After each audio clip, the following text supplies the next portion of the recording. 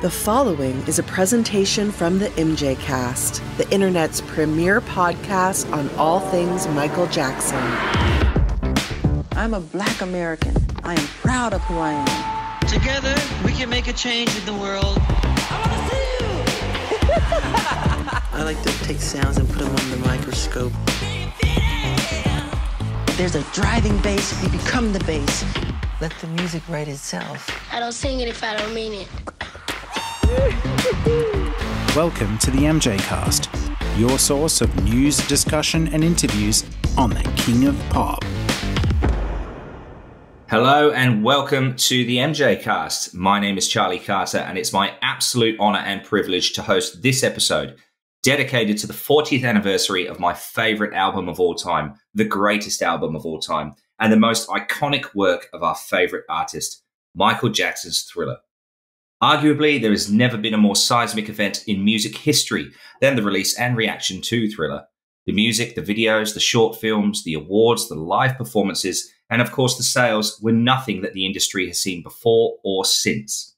Thriller quickly became the biggest selling album of all time. Some even credit the record with saving the recorded music industry. Thriller not just sold records, it broke records. 37 weeks at number one, the first album to contain 7 top 10 singles, a record 8 Grammy Awards with another record 13 nominations, and none of this even begins to tell the full story. Breaking down the racial barriers by having his music videos and short films on MTV was one thing. The effect on every other artist moving forward and the legacy of Michael Jackson changing the art form is clear for all to see and hear. 40 years after its release on 30th of November 1982, Thriller is still the benchmark, will always be the benchmark, and still sounds as fresh and groundbreaking today as I imagine it would have when it first came out. Before we begin, I would like to thank Jamin, Elise, and Charlie Thompson for entrusting me with hosting this episode. I am so happy to have this opportunity to lead this recording to discuss my favorite album, and I know at least one of our guests today feels the same way about Thriller, and perhaps they all do. We're going to be covering a few different topics today: the release of Thriller 40 and the bonus tracks that came with it, some of the 4K short films that were also released and what might be coming in future, the recent Thriller 40 documentary that some of us got to go and see, and we're going to give you our own ideas of how we would have handled the 40th anniversary of Thriller. So I'm delighted today to be joined by 3 gentlemen whose insights into the music, the anniversary, and the cultural effect of Thriller are going to be wonderful to hear today. So let me start by welcoming back to the show, Damien Shields. Welcome back. How are you? How did I get on mute? I'm good. How are you? I'm good, mate. Great to hear you again, and great to meet you at last. Well, huh? In person. Oh, yeah. Yesterday. Yeah, that it wasn't that long ago, mate. I thought you'd forgotten about yesterday. Yeah, it was great to meet you. How are you? How are you, Charlie? Yeah. I'm good. Can't complain. And if I do, no one listens. You know how it is. Yeah, exactly. Well, I clearly didn't listen when you told us to unmute ourselves when we were speaking. So that's all good. That will be fixed up in the edit. Also returning to the show, Paul Black. How are you? I'm good. How you doing, man? Good, thank you. Nice to meet you the other night as well. It was, definitely. And looking forward to hearing your thoughts on this all as well in your capacity as a film editor. Awesome. And returning also with us today, longtime Jackson's fan, husband to Jill, dad to Renee, Olivia, and Violet from Clinton Township in Michigan, Shawn Shackelford. How are you, sir? I am doing well. How are you doing? Oh, I'm very good, thank you. I'm looking forward to getting everyone's thoughts on this, particularly yours. So without further ado, let's get into this. I'm excited. Excellent. Right, so let's get into this. Topic number 1, the release of Thriller 40. In the lead up, there was a little bit of teasing about what tracks were going to be shared and what songs were going to be coming out. Some missing, some that we've heard before. To begin the discussion, I'm just going to point out that we're not going to go through the original tracks. We've already done that in a previous episode, and we'll leave the details in the show notes. But of the previously unreleased tracks, there are quite a few there that we'll go through. Obviously, we've got Starlight, which is the original version of what became Thriller. The rest on the album are Got the Hots, Who Do You Know, Carousel, Behind the Mask, Can't Get Out of the Rain, The Toy, Sunset Driver, What a Lovely Way to Go, She's Trouble. And then we have older versions and demo versions of Billie Jean, Beat It, Wanna Be Starting Something, Human Nature, PYT, The Girl Is Mine, and Thriller. Almost the whole album. So I'm going to start by throwing over to Shawn, because Shawn, you'll have remembered when these tracks came out originally, the original version of Thriller, and you'll have some knowledge of the flavor of the album. So which of these new tracks really got your attention? So I really do like, and those who know me, and I've talked about this on previous MJCast episodes I've been on, is that I really like when Michael is just singing. It's just simple. It's just plain. And you just get the true Michael Jackson vocal performance. And so who do you know? Carousel, The Toy, and What a Lovely Way to Go. And in those, and I really, of those four, because all of them have that mid-tempo, and it's just, they're simple songs. There's not the up-tempo Michael. And of those four, What a Lovely Way to Go is my absolute favorite, followed very closely by Carousel. I know we're probably not going to get into this, but I'm going to say it. If I could replace one track on Thriller, it would definitely, I would substitute Carousel for The Girl Is Mine. It has the same tempo, the same kind of, style, but those four really, they really stand out to me. And it's that Michael that, especially What a Lovely Way to Go. What a Lovely Way to Go sounds like it was recorded during those Gamble and Huff sessions. That the tone of Michael's voice in that particular song, it's just rich. It sounds like he's really enjoying the song and he's really enjoying the vocals, if that makes sense. I will also say it's just, that is a song that, if it wasn't going to be on Thriller, it should have taken the place of Be Not Always on Victory. And so those are just four songs that I absolutely love of the bonus tracks. Yeah, I could not agree more. That What a Lovely Way to Go is a beautiful little song.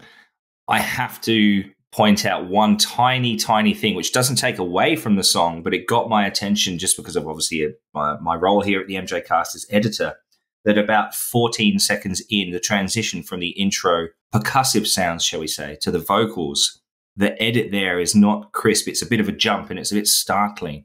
But like I said, the rest of the song is absolutely beautiful.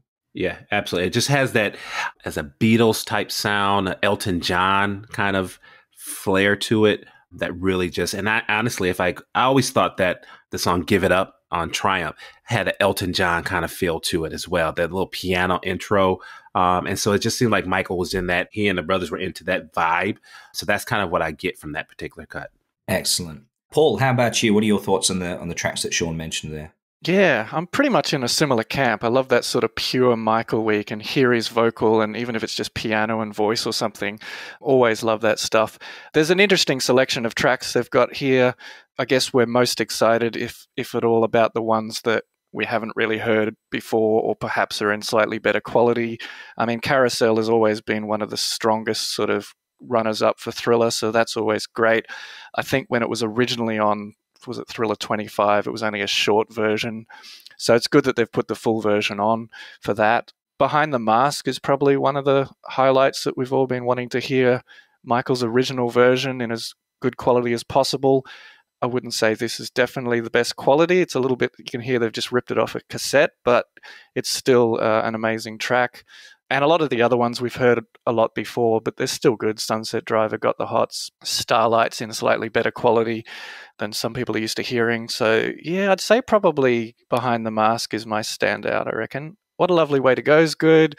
Who Do You Know is probably my favorite of the songs that I hadn't really heard before. So yeah, some good stuff in there.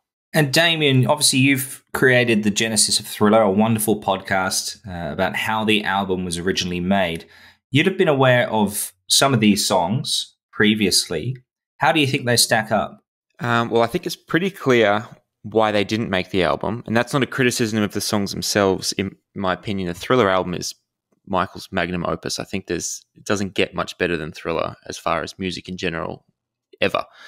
So because these songs didn't make it on Thriller, it's not a criticism of the songs, but I do think it's clear that they didn't meet the standard that they were shooting for. My favorite song on the set is What a Lovely Way to Go. I love, if we're talking about demos and not like fully completed album tracks that have been mixed and mastered to go out to the public, hearing them raw is really nice. And this is rough and raw, and it's not polished, it's not finished, it's still got some lyrics that haven't been quite worked out. And for me, it's a delightful song. It's kind of unlike anything I've ever heard Michael do before. It's totally to the left of what he would normally do. I agree with Shawn that it probably could have had a place on Victory or another album somewhere along the line if it would have been realized a little bit further and made into a proper, fully completed song. But I don't know if it belongs on Thriller 40 or another project somewhere else, which I guess we can get into later. I'm not sure how this episode's going to unfold and what the themes and discussions are exactly, but I'm not going to go down that avenue right now. The other one I really liked hearing was Behind the Mask. Again, it's rough and raw, and it's not fully polished, but that's cool. I really like that. I don't like that they didn't present it in its best quality. I think that it's a little bit neglectful to put a demo out with extraordinary hiss and kind of problems that can easily be fixed. It's kind of like if you discovered a Picasso in the attic and you wanted to exhibit it to the world and showcase it in an anniversary exhibit of Picasso's work, you'd probably dust the cobwebs off and do a little bit of restoration. I don't think you would just leave it there looking as bad as it did in the attic, and I think that's what they've done here. I think all three of those, so quote-unquote new tracks, sound like they've all just come off a cassette tape to me. They haven't like found the original studio masters or reels. They've just which is bizarre, because we know that Behind the Mask was used on the Michael album, which means they clearly have a multi-track for it. So they clearly have the ability to separate the parts and polish them and at least remove like distortion. So to me, it sounds like it was an intentional thing, like almost like let's put this in there in its worst quality to justify why we had to do what we did to it on the Michael album, or something like that, or to diminish its quality so much to say, oh, like it's obviously just a demo and a bonus track. The thing is that when Michael would sing a demo in the studio, what came out of his mouth was crystal clear. What the musicians played was crystal clear. If at that time they didn't have the ability to capture it and mix it down to a cassette in as best quality as possible, then I don't think it should be limited to being played back in its cassette playback quality. If the cobwebs can be removed, remove them. You're not changing the song at all. You're not remixing it or doing anything to it. You just take the hiss away. Like, surely, because I saw a lot of people online like automatically dive straight down and say, listen to that hiss, listen to the quality. And it almost like was a distraction from the fact that this demo is actually really awesome. Like, to me, I thought it was like a really wonderful revelation to hear some of the incomplete parts of it where it was still not fully realized, or like extra verses and things that weren't fully done. And it was beautiful. So a little bit of care and concern could have just eliminated people's complaints about the quality. There were quality problems on a couple of the tracks that had been released previously in better quality than we got them now, which was strange. But yeah, what a lovely way to go. And Behind the Mask, those are my two go-tos, and a special mention to Got the Hots, which I think is the worst song Michael Jackson ever put his voice on. I think it's it's a sonic abomination. It's all over the place. It's a literal dog's breakfast. I fully agree with it being included on here because it's a genuine Thriller Sessions outtake, and I would never argue that it shouldn't be included, but I also don't like it at all. It's the worst Michael Jackson song in history, in my opinion. Wow. Don't at me. So with obviously having an updated version of Behind the Mask, I recently learned that there are quite a few versions of that were released by other artists, including Greg Fillinganes. Yep.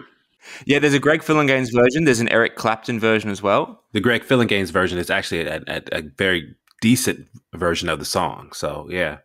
It's almost like it would have been if Michael would have finished it. Yes. Like what Greg put on record is kind of like if Greg was doing the demo and the demo was finished for Michael to come in and sing it. Yes. It's almost like a reverse demo. It's like Greg did a great demo for Michael to come in and sing, even though Michael did the first demo that Greg then redid as a song. So what you're saying is that you could put Michael's vocals on Greg's version, and then you'd have something close to what the finished version could have been. Correct. Yeah, could have been nice. Like if Eric Clapton could have just said, let Michael do it again in 86 and put it on Bad, it could have been cool. Yeah, absolutely. What about some of the other songs then? For example, The Toy, which we then later had on the Michael album as Best of Joy. What are your thoughts on that particular song? The Toy is one of my favorite songs again because it's simple. It's pure Michael vocals. The only issue I would have with that is just, the movie that it was allegedly written for, The Toy, was very problematic. Not at the time so much, but now it would be very problematic. And so that line, I'm your toy, or I'm your boy, I'm your toy. If you take away that and how problematic that is just in terms of what the movie was about, I'm not sure if you guys are familiar with The Toy, the movie. Yeah. I am not. I was going to ask you, for those who are uneducated like myself, can you tell us why that was a controversy for The Toy? Richard Pryor. So you're familiar with Richard Pryor, the great comedian. Yep. So the premise was that there was this rich gentleman, Jackie Gleason played the rich. He's a very wealthy man. And so his son was very spoiled and wanted a toy. And so he wanted Richard Pryor to be his toy. And so obviously there's a whole lot of problematic things with a young white boy wanting a black adult man to be his toy. Right. And so I think that's it would not go over well in today's society, which is fine. But at the time you didn't really think about it that way. But that lyric is a little problematic just in that context. But outside of that, I think it's a great song. Also, a young white child calling a black man a boy. That's highly problematic. That we can't. Highly problematic. Even then, it's problematic. Yes, it was. Yeah, that was very problematic even then. So yes, I neglected to mention that part. Yes. Outside of that, if you take away that, it's a great song. Interesting. Obviously, it's Best of Joy. It's what Best of Joy ended up being. As a song, I don't hate it.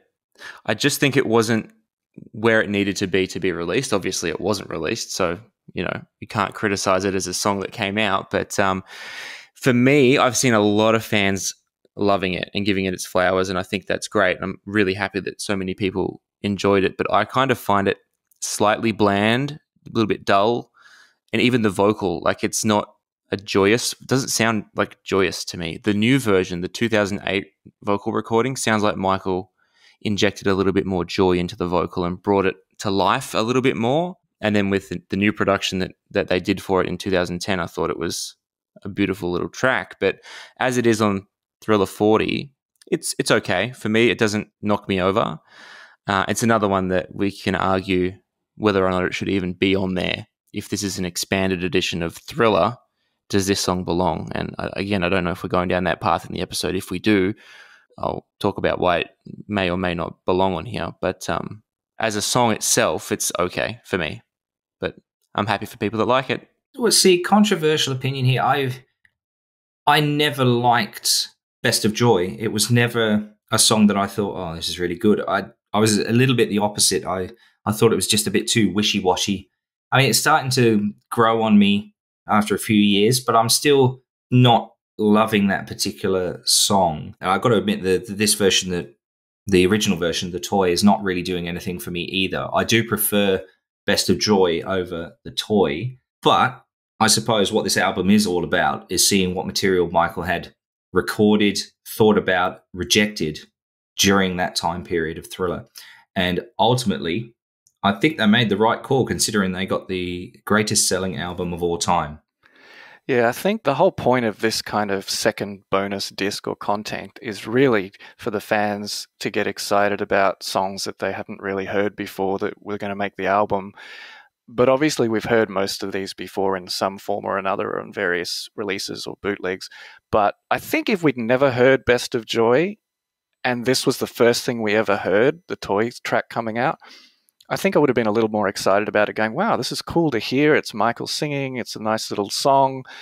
But I think the fact that we've heard it as Best of Joy, which is possibly a better lyric, and it was, polished up a little bit, it takes away from the impact of this coming out now in that form. But yeah, it does the job. It's not bad. It's good to hear it. But yeah, I'm sure there were definitely other things that probably could have taken its place in this release, in my opinion. You've just opened a can of worms that I've been trying not to go down. We'll get there, I'm sure. I'm going to go down it right now because you've just prompted me. And it's the fact that the estate has no foresight in their releases. They don't plan forward and think, what are we going to need this for in the future? Where is it best placed? What is its natural home? And if you've got the first posthumous album that they released with some stuff on there, they've also got This Is It soundtrack, which had a bonus disc with just 4 songs, which they literally probably were the first 4 songs that they found in the vault, and they just slapped them on there unnecessarily. Can you imagine if this release, the bonus tracks were, like you just said, a song like The Toy, whether it's The Toy specifically or a song like it that we'd never heard before, and it was the first time you're hearing it? Imagine hearing on this disc the Beat It a cappella demo. Or imagine if the first time we'd heard it was in the Thriller documentary or whatever. Yeah. They unnecessarily put that out. Now, our lives wouldn't have been any worse if we never heard that. We wouldn't know it existed. If they didn't put it on the This Is It soundtrack, we would be none the wiser to its existence. So if we were none the wiser to its existence, and then on an expanded edition of Thriller, we got that a cappella Beat It demo or things like it for the first time ever, we would be literally losing our minds about that. Like, how did this stay in the vault for 13 years and we didn't know about it? But we don't have the luxury of that because they unnecessarily used it on a different project. Same with like Behind the Mask. That's a genuine Thriller outtake. That was done for Thriller and not included on Thriller. And in my mind, should have been kept for a moment like this. But it was on the Michael album, which was supposed to be the first posthumous album, which was postured as, the album Michael was working on and didn't get to finish. Hadn't been on his radar for, almost 30 years. But they've postured it like it was one of his final tracks. This is its natural home. Why wasn't it saved for this? So, in my opinion, I think that we lose, like you said, we lose some impact because they've just gone and wasted songs on things that they don't relate to. And then it also is doubled down by they've put songs on here that aren't actual Thriller outtakes that do have natural homes elsewhere that have now been wasted for other future projects. Like if you go and talk about, an expanded edition of Off the Wall, if a track actually does trace back to that era, why didn't they save the original demo of that song for that project? And now when they go and do Off the Wall, and we know that Lovely Way to Go was conceived before Off the Wall, and if they go and put an earlier version of it on Off the Wall, we go, well, we've already heard that one. Why have we already heard it? Why? Why is it on here and not there? Like, just think forward a little bit and think, what are we going to need this for in the future? Just so that we don't ruin the surprise for future things. And then including these things and then not including others that have genuine rights to be on this project, it just doesn't make too much sense. So that's just my very broad brush surface level opinion on on what the can of worms you just opened, Paul. So I'm going to stop there, but yeah, things have their natural home. Let's put them where they belong. Let's think about it and make it make sense. Just make it make sense. Well, so that brings up Can't Get Out of the Rain. Can't Get Out of the Rain is not a Thriller track. I know it was the B-side for The Girl Is Mine. Girl Is Mine. Okay. But Can't Get Out of the Rain is You Can't Win Part 2. Yep. Okay. I bought the 45 as a kid.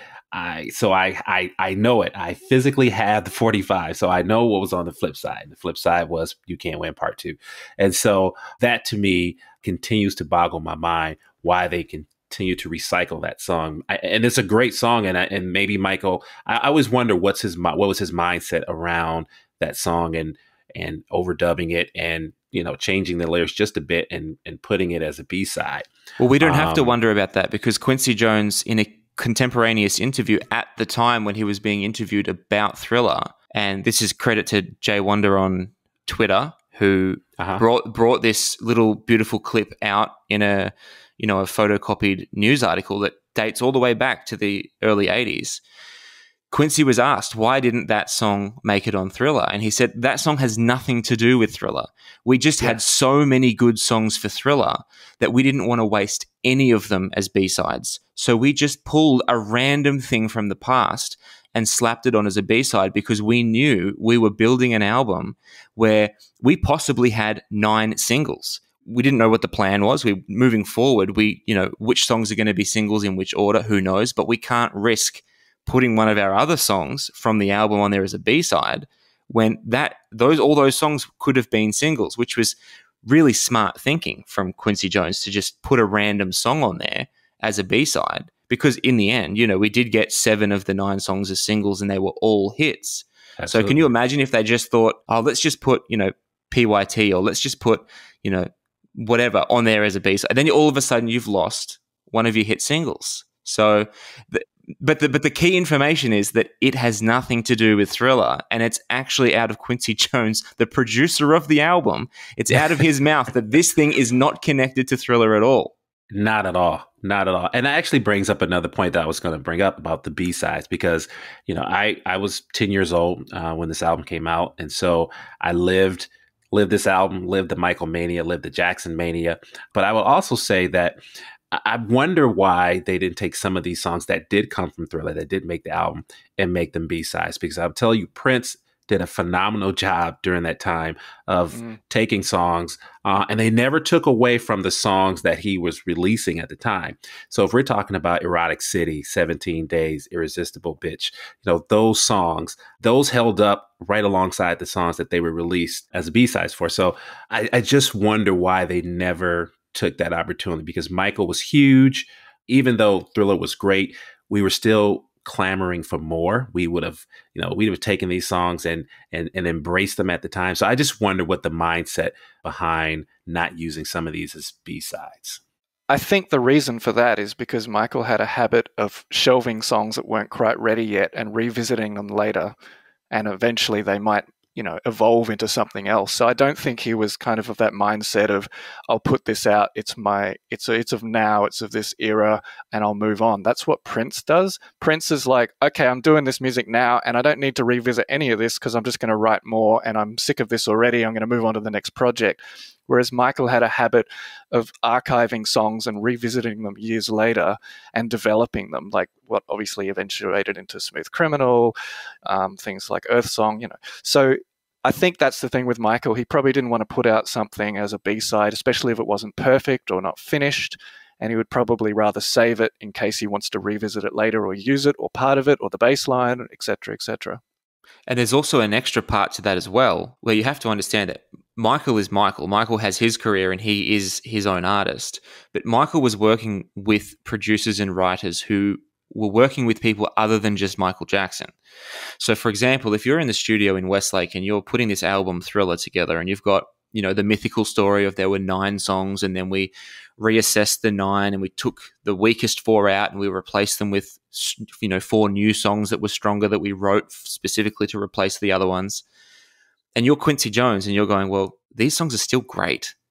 And, the next project that I'm working on is this artist or that artist, or there's going to be more music coming out from me beyond Thriller. He'll be looking forward and saying, that song would be perfect for this artist. I'm taking it there once we're done with Thriller. And that's what they did with a lot of these songs.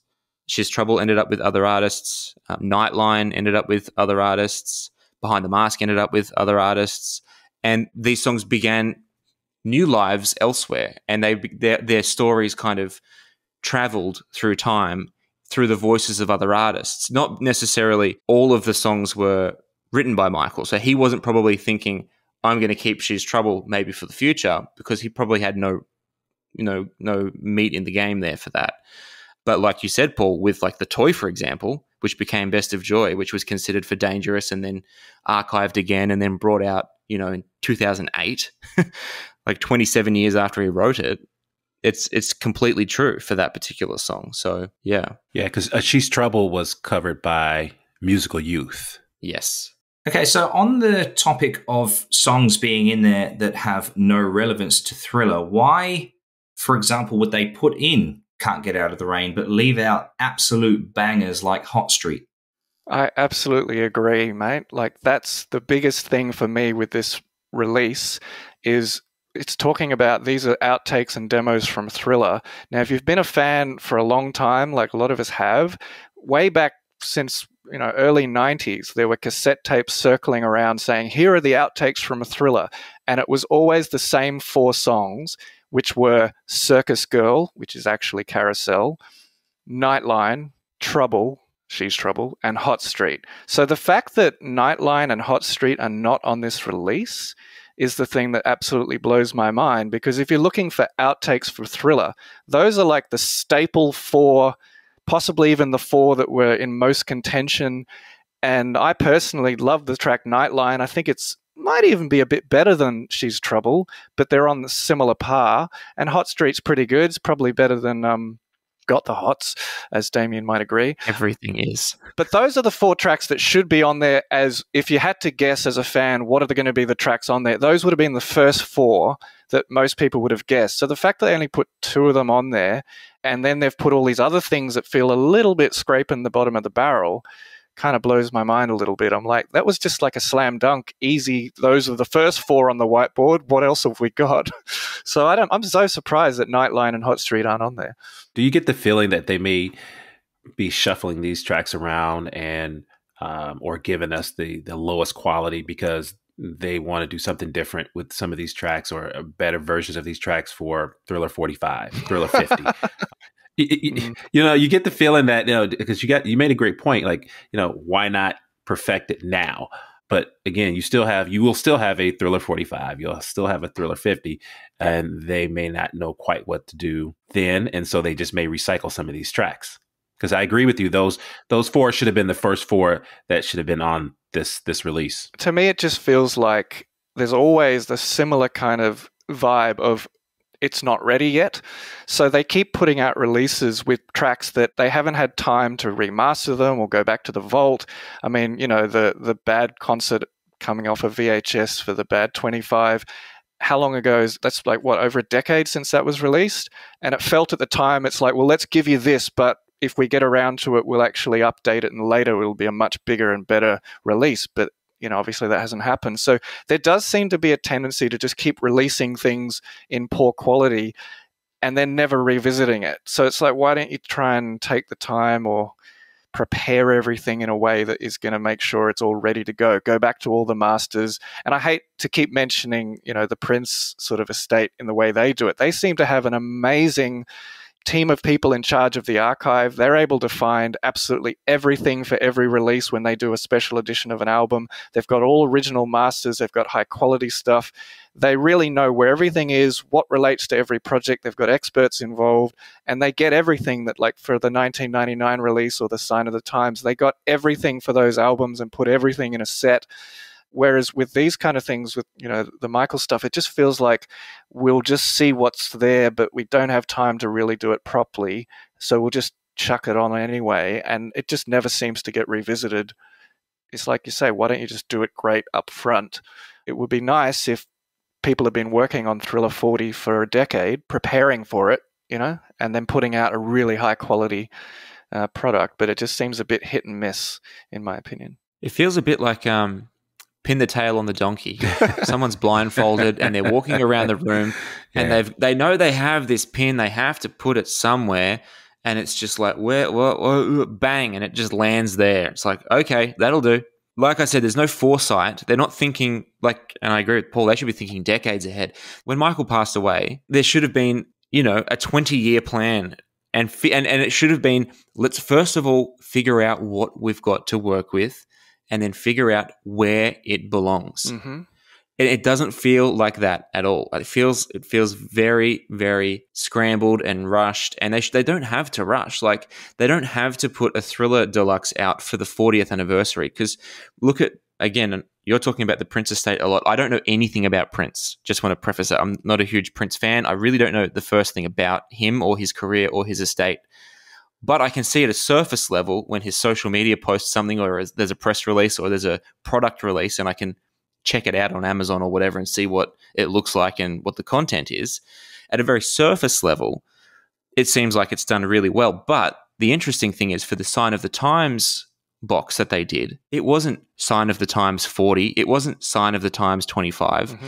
It wasn't Sign of the Times anything. It was Sign of the Times Deluxe Edition, or whatever it was called. Exactly. And it was on like the 32nd and a half anniversary. It wasn't tied to an anniversary because it didn't need to be, because the show... It's timeless. Yeah, it's timeless. And the showcase is the art. So the art doesn't need to have a birthday to be relevant because Michael's art is relevant every day. Mm-hmm. And so if you come out next week and say we're doing a deluxe edition of Dangerous, do you think the fans are going to go, oh, we don't want it because it's not the 35th anniversary? No one's going to say that. And the people who want to buy this art, they are going to embrace it no matter when it comes. So the fact that they wait for the anniversaries really ticks me off because then they slap a number on the release and they stamp it in time and they say, this is the 40 version. You know, it stamps it. And I think they shouldn't be stamping them in time. They should just be saying, this is a release for the ages. It's the deluxe edition of Thriller. Well, not only that, but they also then lock themselves into that format in that we had Thriller 25 and then people were expecting a Thriller 30 or a 35 and now they've got Thriller 40. They're going to be going, okay, well, I wonder what they're going to do for Thriller 50. Right. You know, they lock themselves into that format. But that wasn't the intention with what Michael was doing with Thriller 25. And that's the thing that not at all. People say, oh, it's like this because this is the way Michael did it. The whole thing with Thriller 25 was that Michael actually was planning a brand new pop album. And he had some other issues going on in the background, finances, Neverland, loans, needed cash. Things were going on that circumstantially brought us to the point where Thriller 25 as an album with 2008 remixes, which were literally labeled as 2008 remix, stamped in the time. He stamped them in 2008 because in 2008 he was moving towards a reintroduction of himself as an artist in the pop culture scene in preparation to go public with a new album of new material, which was being produced in collaboration with the people who remixed the stuff on Thriller 25. So it was kind of like dipping his toe into the water.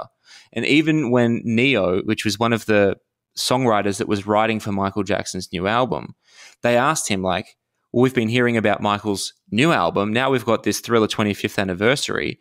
Like, why is he doing that? And Neo said, well, I think it's a good idea because Michael hasn't put anything out for a long time. People need to rediscover Michael Jackson, the musician.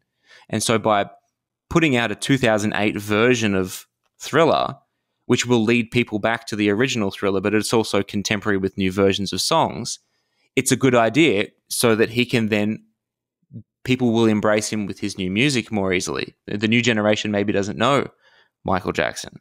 But that was what Michael was doing while he was alive and still actively pursuing his own return to the pop music scene.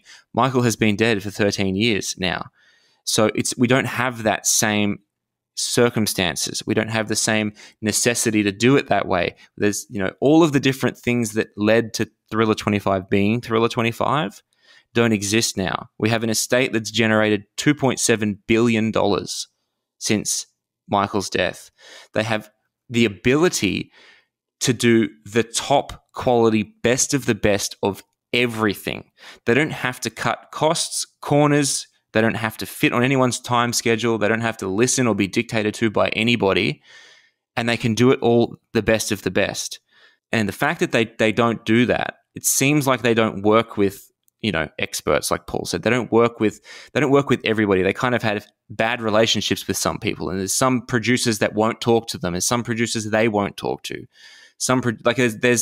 It's not a happy place, but it should be, and they should be able to smooth all of those negative relationships over and say, let's put everything aside because we all are here for Michael Jackson. Let's make this the best thing because it's his legacy that's on the line. It's his fans that receive the product. Everyone else needs to put themselves second and say Michael Jackson first and the fans second, and everybody else just take a seat. And it doesn't seem like that's happening with the music products anyway. I think that's a reason why we have these issues with things being thrown on there that maybe don't belong, and that's been released, and that's easy because we've cleared the rights for that 20 years ago, and let's keep that for another album because we want to put our executive produced by name on that and remix it in the future. And if it seems like there's all these other kind of motives going on, all these other kind of reasons going on for things that happening the way it's happening, and none of the reasons are let's think about what's best for Michael Jackson and his fans. So it's a little bit frustrating. That sort of brings us nicely, I suppose, onto the next point that I was going to raise, in that the cultural landscape of music is vastly different to what it was when Thriller 25 was released, let alone when Thriller, the original, was released. Shawn, as someone who experienced the release of Thriller firsthand, do you really think that they've captured the essence of what Thriller is all about with either Thriller 25 or Thriller 40? And if not, how could they do that? No, they have not, because it was such a massive album and such a massive time. Again, the Michael Mania was huge. I mean, unlike anything I don't think anyone's ever experienced, and even since then. I agree. I can't remember if it was Damien or Paul said that, like the Prince Estate, they just put out the deluxe version and they make it about the quality. And I think what happens now, and especially since he's passed away, is that, the quality is being put to the side. And so what it's actually doing to me is actually diminishing, with every Thriller 25, with every Thriller 40, it kind of diminishes when you put together these types of projects and the quality just isn't there. And we know Michael and the entire production team, they went to great pains to make sure that this album had the quality sound. And Damien, I know you in your podcast, you talked about, when they first played the first, mix of it and how bad it sounded and how Michael walked away and he was in tears. And that just that tells you how much, they put into this and how much quality meant to them.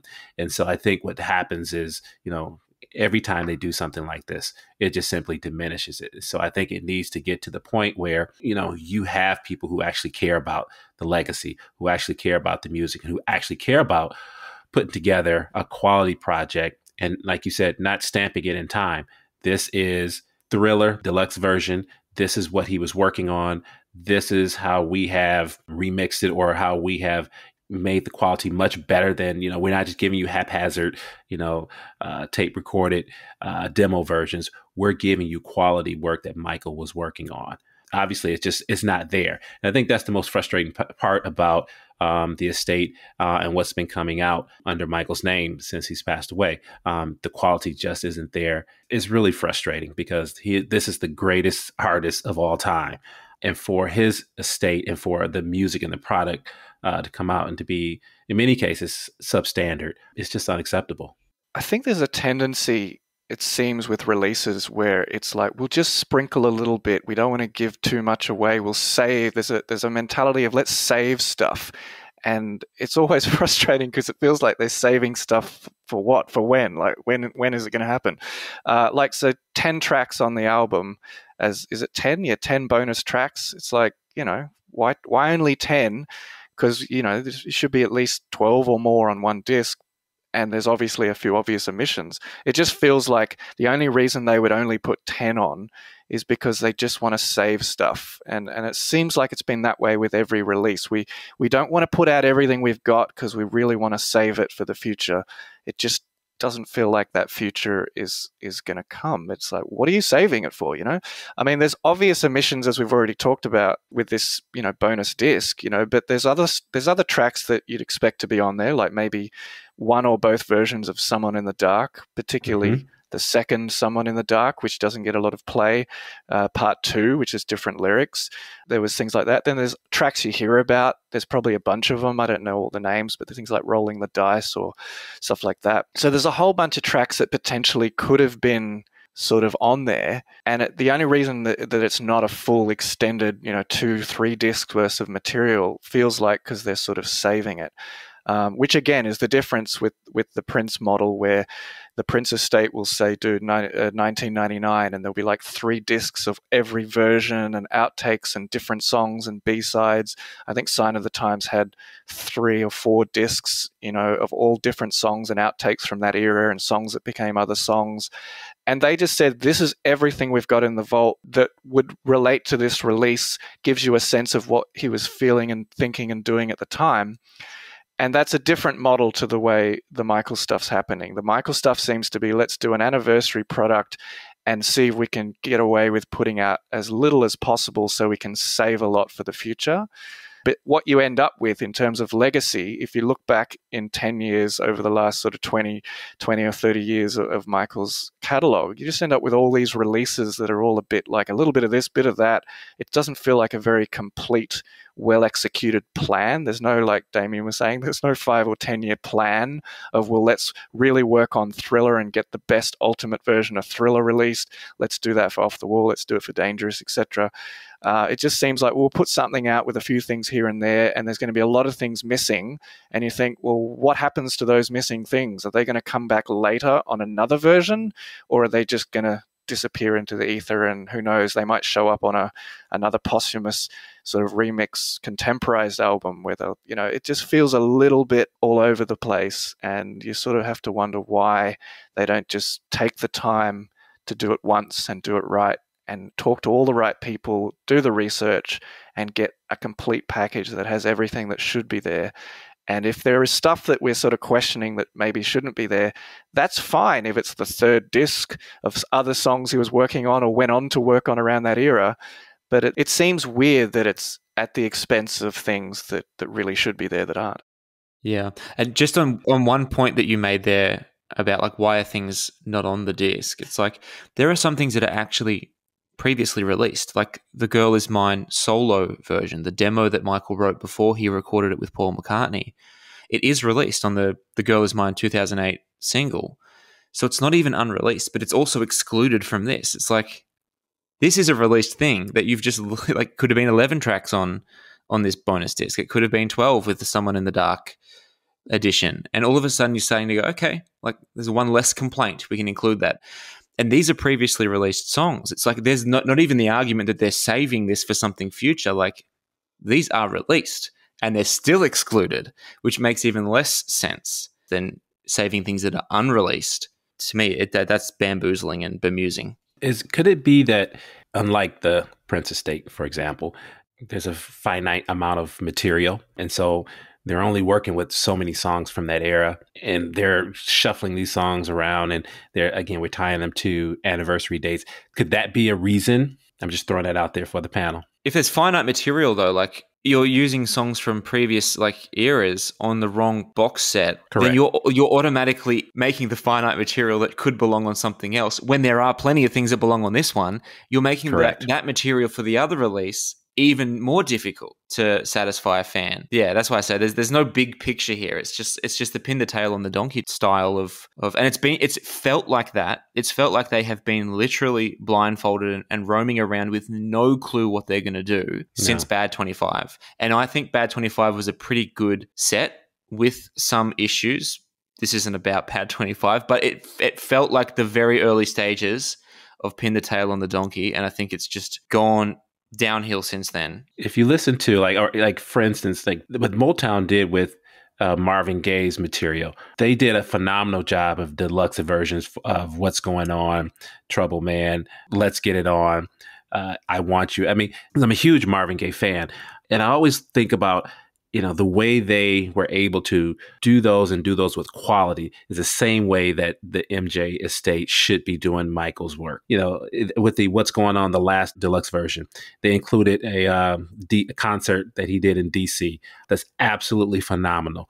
And so it's just the model has already been set in terms of how they could actually approach this. And I'm just using Marvin Gaye as an example, but the model is already there. And so it's really baffling as to why it's playing out the way that it is for Michael. Yeah. I understand the need to not put absolutely everything out there and leave yourself with nothing to release in future. But surely the magic of Thriller and why Thriller was so special is because of what was released and the cultural effect of those particular songs. I understand also the need to capture a new audience and put out the estate's argument is to put out newer versions of those classic songs, which we'll get to very shortly. But surely in order to capture the essence of the original release and what made this album a phenomenon, surely it would be better to release those original songs to the new audiences. Now, I understand that it's already out there in the public domain and it's up to people to search for Thriller and find it themselves. But you're not going to capture the original magic by a Kanye West version of Billie Jean, which, in my opinion, is terrible. But in defense of remixes, if they're remixes of classic songs, where does the remix of a classic song lead back to? It leads back to the original version of the song. Where does a remix of an unreleased demo that Michael put in the vault and never thought about for 20 years lead back to? Nowhere. If it's remixed with a contemporary artist, for example, like Don't Matter to Me with Drake, where does that lead back to? Drake. It doesn't have any benefit to Michael Jackson's legacy, Exactly. other than the fact that a flash in the pan moment where it, gets streamed 100 million times in a week and it goes in the Billboard chart and then disappears from existence. It gives Michael a benefit for 2 or 3 weeks because his name's associated with a popular artist, and then it disappears. But if you have remixes of classic songs, that leads those people who discover the remix back to the original. So I do think there's a benefit of remixing the original songs, but I don't think there's any benefit of remixing the unreleased songs. Yeah, I understand that, and I agree to a point. Like, for example, what SWV did with Human Nature, that was good because it was not really detracting or taking away from the original Human Nature. Using the Kanye West version of Billie Jean as an example, doesn't bear any resemblance to the original. What made the original great is the bass line. Yeah, for sure. Obviously the lyrics as well. And you don't have any of that. Subjectively, of course, it's terrible. Yeah. Conceptually, like, the idea of a remix is not bad, but obviously subjectively we can poo-poo the remixes as much as we want to. But yeah, I get what you're saying. Yeah. Well, okay, so before we lead into those, multiple versions of the songs that were already out there, does anyone else have anything left to say about the demos and the songs that were included on Thriller 40? I might just quickly throw in a comment on what you were just talking about. As far as the remixes go, I think it's just, once again, a very different model of how to reach an audience and market a product. So the Michael estate and the Michael sort of releases seem to be focused on trying to get new fans, keep up to date with the now, in the moment. Let's keep the latest artists, the latest remixes to get out there, DJs, whoever, to put all this together so we can reach people who might think Michael Jackson's sort of someone from the past. So that's how they do it. And that's the obvious difference to, say, the Prince model with the Prince estate, is they are just basically trying to remaster and redeliver and capture the original essence of a product and an album and a release and put it all out there for the fans and for people to engage with it. They're not trying to make new Prince fans. They're not trying to find new people. They're not trying to remain relevant and say, hey, this is cool for kids now. They're just saying he was brilliant and this is what he did, and now you can enjoy it in all its expanded glory, and you can just bathe in it and you can just enjoy it and the purity of it. And I wish that they were doing more of that with Michael. They would just say, let's give you all of the pure stuff. We've talked at length about what seems to be absent and what they've put on and what they haven't put on. It just seems like, why don't you just give us everything that already exists, that is there, so we can just enjoy it in its full extended glory and just dig deeper into the album and all its versions and variations. And I just feel like instead of doing that, they're just focusing more on trying to sort of keep things current and make a big deal out of making it relevant again, when I don't think you have to do that with stuff that's just classic and brilliant. Absolutely. And to that end, I suppose that's why I have a little bit of an issue with the 2008 Kanye West version of Billie Jean and the 2008 version of Beat It with Fergie and the 2008 version of Wanna Be Starting Something with Akon. Because nothing says staying relevant with current audiences like 15-year-old versions of a 40-year-old song, does it? Yeah, look, those things should absolutely not have been included on this because, like I said earlier, those things were done in 2008 to appeal to people in 2008 because Michael was alive in 2008 and trying to make his presence felt in the music industry to open the door for himself to re-enter the music industry as a current artist. This Thriller 40 is not the 15th anniversary of Thriller 25. Exactly. It's the 40th anniversary of 9 tracks that became the biggest selling album in history. Mm-hmm. Anything that happened after that album hit the market is totally irrelevant to the anniversary of that album. You can't be including, or I mean, they have, but they should, in my opinion, you shouldn't be including remixes that were done to appeal to audiences in 2008, which have literally no connection to the original album. Yeah. It makes absolutely no sense to include them. And like Paul said earlier, at the expense of other stuff. Yeah. And I'll just put this out there. I don't hate all of the 2008 versions of some of the songs. I really like the Wanna Be Starting Something version with Akon. There's also PYT with will.i.am and The Girl Is Mine with will.i.am. I don't hate all of the versions, but I don't see the relevance of 2008 versions of the song on Thriller 40. at the expense of, as I mentioned earlier, great songs like Hot Street. And we know that there are hundreds and hundreds of songs that Michael wrote and or recorded through that era that potentially could have been included and hopefully will be included on future versions. So can I just say that I absolutely hate the remixes of the original versions? It's a classic. It's a classic album. You don't need to do anything more to those songs. So I always skip those. I despise. There's no reason to. I introduce my kids to Michael Jackson. They know his songs. You don't touch a classic like this. You don't need to fiddle with it. All you need to do is make sure the quality is up to par with current technology. And so I will be the one that will say that I don't need to hear any remixes. The only, no, there's no remix of any Michael Jackson song that I love or that I even like. If you're going to make an extended version, then I'm okay with that. To their credit, though, they didn't remix anything for this project. Like, there's no actual remixes done specifically for Thriller 40. And that's a good thing. Yeah.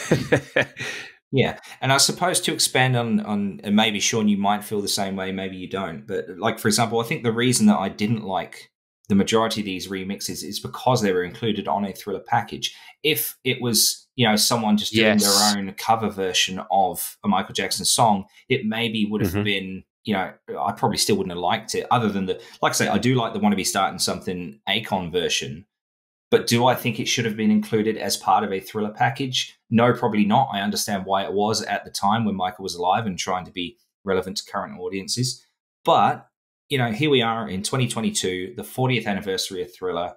I mean, I don't know about you, but I haven't even heard from Fergie in the last 5 to 10 years. So I don't even, how can you argue that that's any kind of relevance? No, let me take that back. There are some remixes that I like. So Single White Glove does phenomenal remixes of Michael's song. And so if you want to include those, then yes, I'm hooked. I love his work, and I'm sure there are others. But when you start trying to get the hottest, if we're getting, K-pop artists to cover Michael's songs, or you're trying to get the latest, producer to remix it, it does nothing. No. It does nothing for me, and does nothing for the actual product. But get Single White Glove and let him do some work on the project. Yeah, absolutely. My biggest fear, which I'm so thankful wasn't realized, is that there was going to be, up-to-date versions of Michael's songs. And my absolute fear was that one of them was going to be Justin Bieber. But thankfully, that fear was not realized. I think the benchmark for remixes for Michael Jackson, in my opinion, is the Bad album, because of all the era that it was in, of the 12-inch mixes, where they basically just let you bathe in the song for 10 minutes instead of 4 or 5 minutes. It's all pure. It's all based on the original multi-tracks. You might get extended vocals, extended breakdowns, bass lines, ad-libs. That, to me, is really the best way to enjoy alternate versions of Michael's songs. And unfortunately, in the era of Thriller, they didn't do a lot of, even the long version of Billie Jean was probably the only one. All of the others that they claim are extended mixes, they're not really that much different. So it's great when people like Single White Glove or Remix by Nick come along and they take multi-tracks and they kind of create a version that's of that sort of nature. It feels like a 12-inch extended mix using all the original elements and letting you hear things that you didn't hear before or hear them in a different way, but it still has the same feeling and essence of the track that Michael probably would have loved, as opposed to, this latest artist or DJ is remixing it and putting their name stamped all over it or whatever is going on. That doesn't appeal to me, and it may appeal to younger audiences, but for my vote, any mixes that they can do that actually sound like they were 12-inch extended versions based on multi-tracks is the only way to go if you're going to try and satisfy the fans, in my opinion. I agree. And it kind of goes back to that the John Luongo version of remix of Shake Your Body. If you're familiar with that to me is one of my. It's actually, I prefer that version of Shake Your Body to the original. And so when you can create something like that, like say using the multi tracks and just creating a different sound for that song, then it gets my vote. Alrighty, we're going to wrap up this section now about the Thriller 40 album. I'm going to put all of you on the spot and ask you to give marks out of 10 for Thriller 40, and you can base that on the whole package of songs included, or however you want to categorize that. But marks out of 10. Let's start with you, Damien. On the spot, indeed. Haven't really thought about it. Got to take a lot of things into consideration to really give that mark, and that includes the promotion, the packaging, the song selection, the quality of the songs that were selected, blah, blah, blah, blah. And I'm going to exclude the original album itself because that's obviously an 11 out of 10. That can't be diminished in any way. It doesn't matter what they do. The original album stands the test of time and doesn't. Nothing can destroy that. But as far as the way that the rest of it is presented, the song selections, the packaging and everything, and what it could have been, what I was hoping for it to be, Thriller's my favorite album. I was ready to get this album. And I didn't buy it, by the way. I did not buy Thriller 40. I was not interested in buying this particular thing. I love What a Lovely Way to Go. I can stream it. 2 out of 10. Like, I'm serious. Like, this is way short of what Thriller 40 should be. And that's excluding the 4K. So the 4K stuff is phenomenal. It's beautiful. It's excellent. Obviously, they didn't tell anybody it existed. They still haven't told anyone it existed. The only people that know it exists is fans who found it themselves and shared it themselves. But yeah, Thriller 40, the package, 2 out of 10. Okay. I give it a 2 out of 10, and that What a Lovely Way to Go and Behind the Mask original literally are the two. Very good. Alrighty, Paul. Yeah, I would just look at the track listing and say, all my hopes and dreams for what this could have been, how many of the things that are on there out of those 10 tracks, for example, I'm like so excited and happy to have, and it's probably 2 or 3 of them. So I'd probably go 3 out of 10. And yes, we'll get to it later, probably talking about what we would have loved to have been, what our hopes and dreams were for this package. I think they fell far, far short of what it really could and should have been. But based on just the tracks that are there, I'd say it's not going to warrant more than 3 out of 10 from me. Okay, fair enough. And Shawn? So I will go 4 out of 10 because of the 4 tracks that I talked about at the outset. And I agree with Paul and Damien that it falls short. It just seems haphazard, put together haphazardly. Again, I agree with Damien. You can't touch the original album, but I think Thriller deserves better. It deserves more. We deserve more as fans. Michael's legacy deserves more. And so we need to keep pressing the estate to give us better quality. And so this isn't it. So I'm going to go with 4 out of 10. Okay. Well, I suppose this is a rare show of British optimism, really, because I think that my mark would have been slightly higher. Having said that, there are things that let it down, such as the inclusion of the Thriller 25 tracks instead of things like Hot Street, as we touched on earlier. As a whole package, though, I agree with what you're saying when it comes to the 4K videos, the marketing, the original font that they put out, and the ridiculous hoodies. I'm actually bringing my mark down a little bit now because of that. Originally, I was going to say, as a whole package, including the original songs, I was going to give it a 7. But I'm fickle. I've listened to what you've all said there. I agree with it all. And so I'm going to bring it down to a 5 out of 10. With the total package, without the original 9 songs, I'll go with a 4 out of 10. Wow. Okay, cool. I'm thinking we had 2, 3, 4, and then maybe 5. No, like I said, I'm fickle. I have my opinions coloured by other people's opinions because then I feel like I'm more informed. Can I just clarify? The reason I'm giving it 3 out of 10 is for me personally as a fan, there's probably 2 or 3 things on there that I'm excited about. If I hadn't heard all these things or had them all before, I might give it a slightly higher mark. But for me, it's just because I've either already got in perfect quality on other releases or I've already heard them 100 times in some form or another. So that's why. Maybe to a fresher audience or a newer fan, it might be a much sort of better package, but it comes back to who is the audience. Are you releasing these products for the loyal fans who have been around forever and who, want to experience something of a high quality, or are you doing it for a newer audience, or are you trying to do both? Yeah. I think the estate really misses out on the fact that, so for instance, I'm 50. So I was 10 when Thriller came out. You don't look a day over 30. Well, thank you. But then you also have fans who are maybe 10 years older than me. And so they lived through the Jackson 5 era. And so, you're still talking about longtime fans who are 50, 60 years old. And so those are fans who, they not only want to relive it, but they want to hear, something new, something fresh from that era. So getting back to those bonus tracks, they're missing out on that opportunity to really capture us So as you're going after that young audience, they're not going to buy this because, you know, you got some remixes on there with some current artists. I think the estate really needs to think about the longtime fans. And we are the ones who are, you know, we're going to shell out the money. We want to hear Michael. You know, we want to go back and relive that time.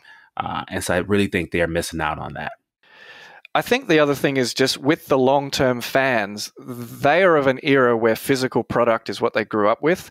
So the market for an actual physical release, you know, a CD or a box set or even vinyl or anything like that, your market is those true loyal fans that are of a certain age where it doesn't feel really odd to want to buy a deluxe package, you know? So that's the other thing. It's kind of great to be sort of modernizing things for a younger audience. But if you wanted to tap into a market, you've got people who would probably pay quite a lot of money.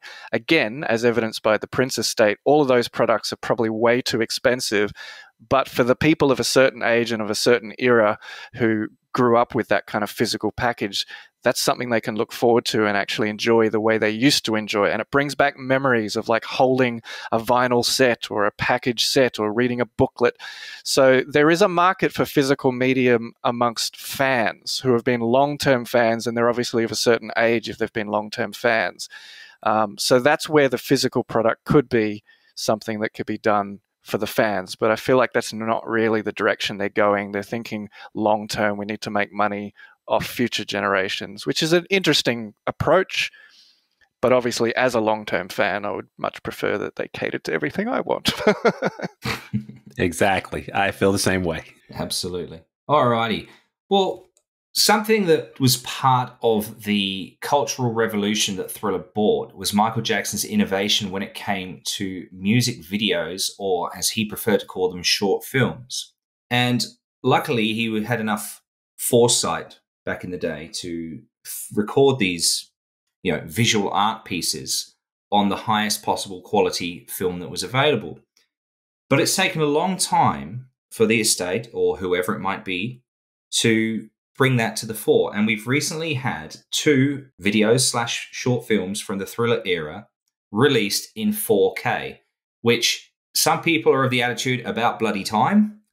Others are just celebrating the fact that we've got them. We now have the full Thriller short film in 4K and the music video to beat it. The rumor is that Billie Jean is on the way as well. And wouldn't we all just love to see more Michael Jackson visual art in 4K or higher? Now, I remember a couple of years ago, the estate released the full Ghosts short film in high definition, and it was then subsequently removed, and it's back to the normal video that's on YouTube.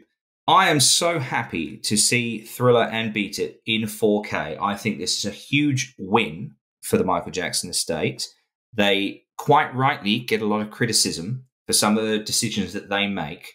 In my opinion, they cannot be faulted for getting these videos out in 4K, and I hope that that's not going to be the end of it. Hopefully there is more on the way. Billie Jean would be a great start, but how good would things like Smooth Criminal, Bad, The Way You Make Me Feel when we get to the later eras? I know there's some issues from, you know, going across from film as a medium to digital, but to start with Thriller and Beat It in 4K is wonderful. Shawn, do you think that the release of these videos in 4K and the extra details that you can see because of it and the maintaining of the aspect ratios, and Paul will come to you about this as well because this is your area of expertise. But for Shawn, do you think that the re-release of these in 4K helps to capture the emotion and the cultural significance of the early 1980s? Absolutely, because to have lived through it, you just don't understand how much we look forward to watching these videos over and over and over again. And to see Michael, because you have to remember, up until this time, you know, you had certain shows where you could see your favorite artists. So in America, it was Soul Train, American Bandstand, Solid Gold. And so by this time, I think the last time that the brothers, Michael and the brothers, were on American Bandstand was for the Destiny album, and same thing for Soul Train. So they had stopped, and he had stopped appearing on television. And so for us to now be able to see him in this light was just exciting. And I think what this does when you're able to, look at it in 4K. Again, for an old time fan like myself, I mean, it really does bring back that excitement. But I'll also add another one. Can you feel it? And I don't think it gets enough credit for how innovative it was at the time. Because again, we had never seen anything like that, especially out of the Jacksons. And we were, the Jacksons were huge, but to actually see that video and to see that the way that they put it together, that was huge. And I talked about it the first time I was on. Like, they opened the Triumph Tour showing that video, and I think we were just captivated. And so I think you have to take a step back. And I think you got to include, can you feel it in there? Because I think that really was the catalyst for what was to come in terms of with Thriller, Billie Jean, Beat It, Smooth Criminal. Paul, this is absolutely your area of expertise. So I'm particularly interested to hear your thoughts on not just the videos themselves and the art form and how the different shots were made, but it's not upscaling. That's not the correct term, is it? But this increase in quality to 4K. What are your thoughts? Yeah, I mean, first off, it's amazing. It's really what all Michael fans have all really wanted for everything visual that he did. We want to see it in the highest possible quality. We're sort of, I guess, unfortunate. I mean, we're blessed that we lived in an era where Michael Jackson was alive and being creative, but the negative side of the technology is that we'd also lived in an era where, we had 4:3 TVs and we had video instead of high definition. And so, copies and masters and all that kind of stuff. The quality is not necessarily the strongest, say if you're a fan of, I don't know, Taylor Swift or something. Everything's just high def and digital. So yes, absolutely. This is what we want as fans, is to see things in the highest quality. And just quickly talking about things like Can You Feel It, talking about Billie Jean hopefully coming, just so people know, the difficulty with those things is because they contain a lot of visual effects. And in those days, it was probably optical effects done where you sort of have to lay one thing over another and you lose quality. So it's easy to take something like Billie Jean or Thriller and go back and possibly find the original negative and possibly even do a new negative cut where you just rescan and rebuild it. You can do that because it's just straight film shots cut together. But when you get something like Billie Jean, which has got all the split screens and the freeze frames and the different effects, they can't just recreate that without recreating the effects unless the original master that included the effects was of a super high quality, which it probably wouldn't be because of the effects and the duplication and the loss of generation of quality. Same with Can You Feel It? It's laden with all those effects and it's fantastic. But even if you took the master of that, it's probably not going to live up to the standard that you'd want. So they'd have to dig back and see if they've got the original actual footage to rescan, remaster, and see if they can recreate or rebuild a lot of those visual effects. So just so fans know, anything that's got visual effects in it, it's not as simple as just saying remaster it for those reasons. But when you take Thriller and Beat It, it's pretty standard stuff. It's brilliant stuff, but in terms of its visual effects, for the most part, it's all what we call in camera. So yeah, I'm super excited about these. Some of us have seen the Thriller either in 3D or in a cinema remastered a few years back. So it's great to finally see that available for everyone to see. From a technical point of view, what it looks like they've done is they've gone back and rescanned the original negatives and basically up-res, well, it's not really an up-res, it's basically scan it in 4K, or maybe they scanned it even higher and they've just presented it in 4K.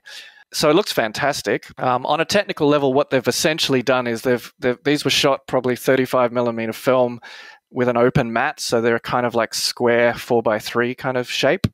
So they've presented us definitely with the full versions of each of these films.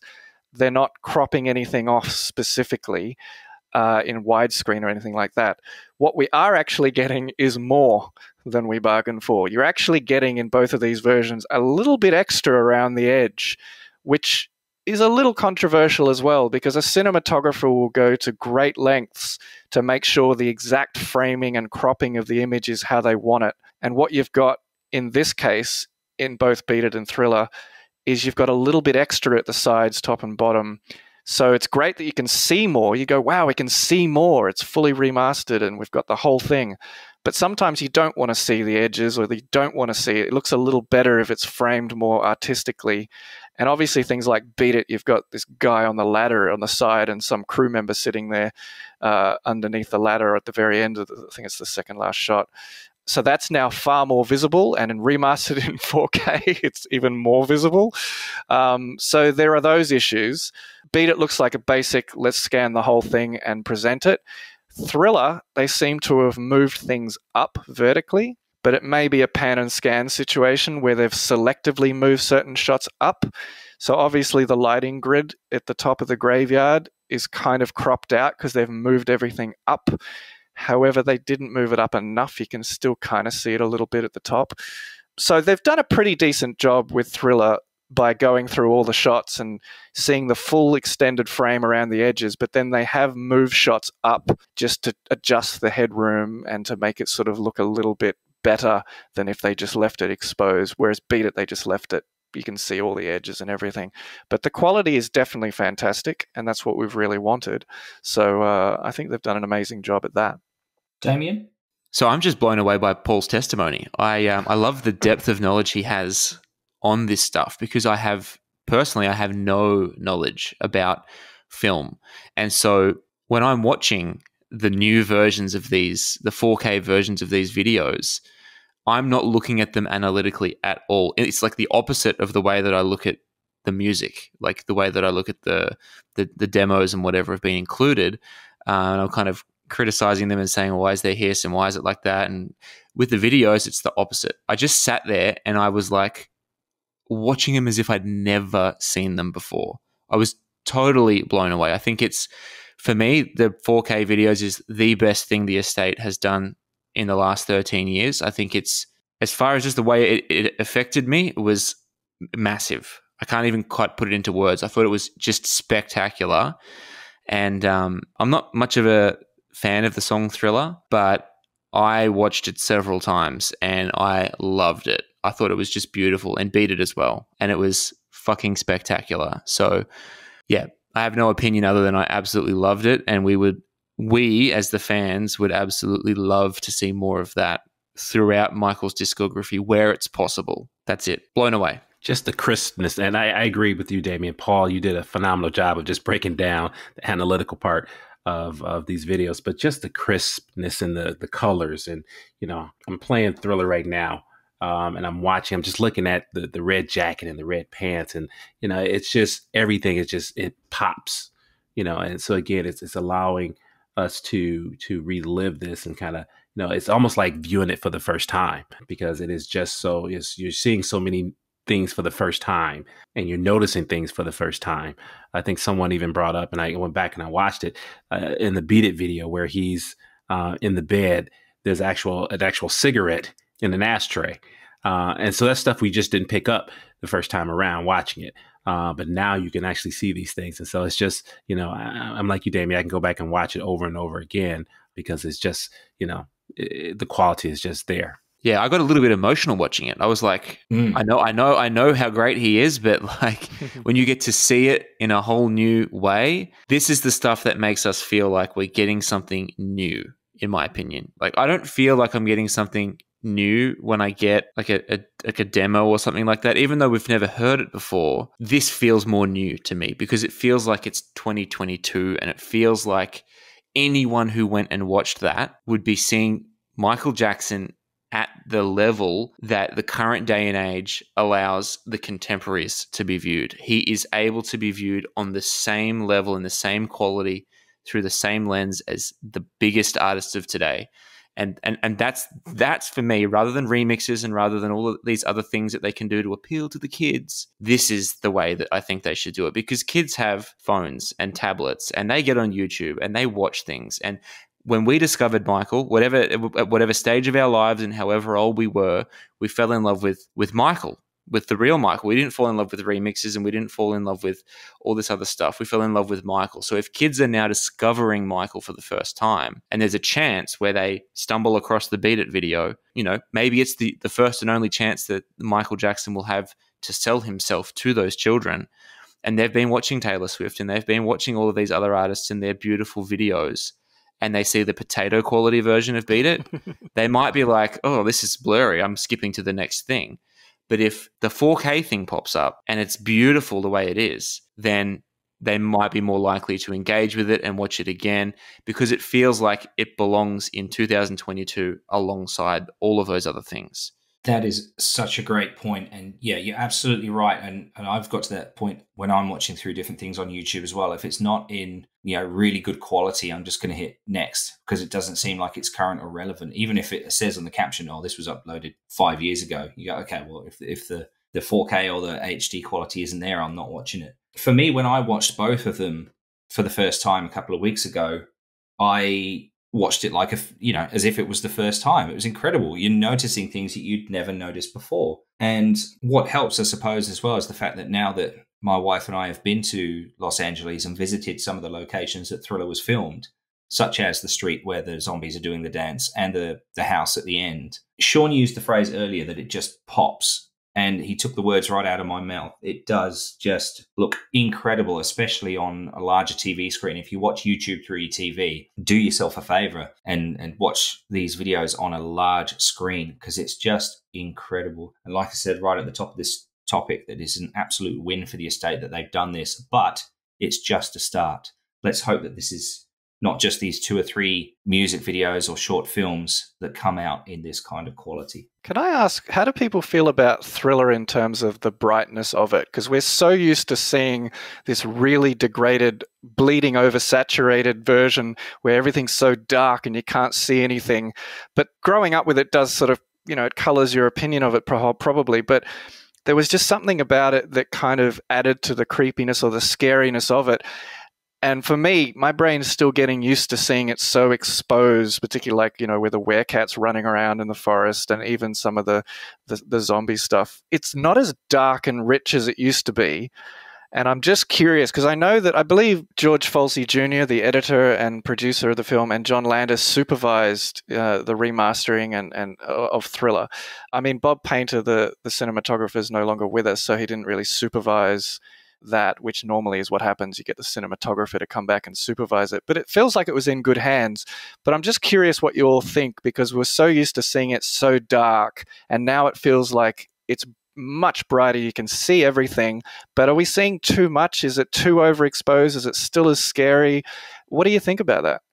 I have to agree with the noticeable difference in the colors. Now, I do a bit of amateur photography on the side as well, mostly of airplanes. But what I see in the community, the aviation photography community, is some people in Photoshop or Lightroom, whatever they use, they sort of overuse the shadows and highlights function to try and make the colors pop, in addition to the saturation that you just said. One thing I noticed about this version of Thriller is how much the red from the suit popped.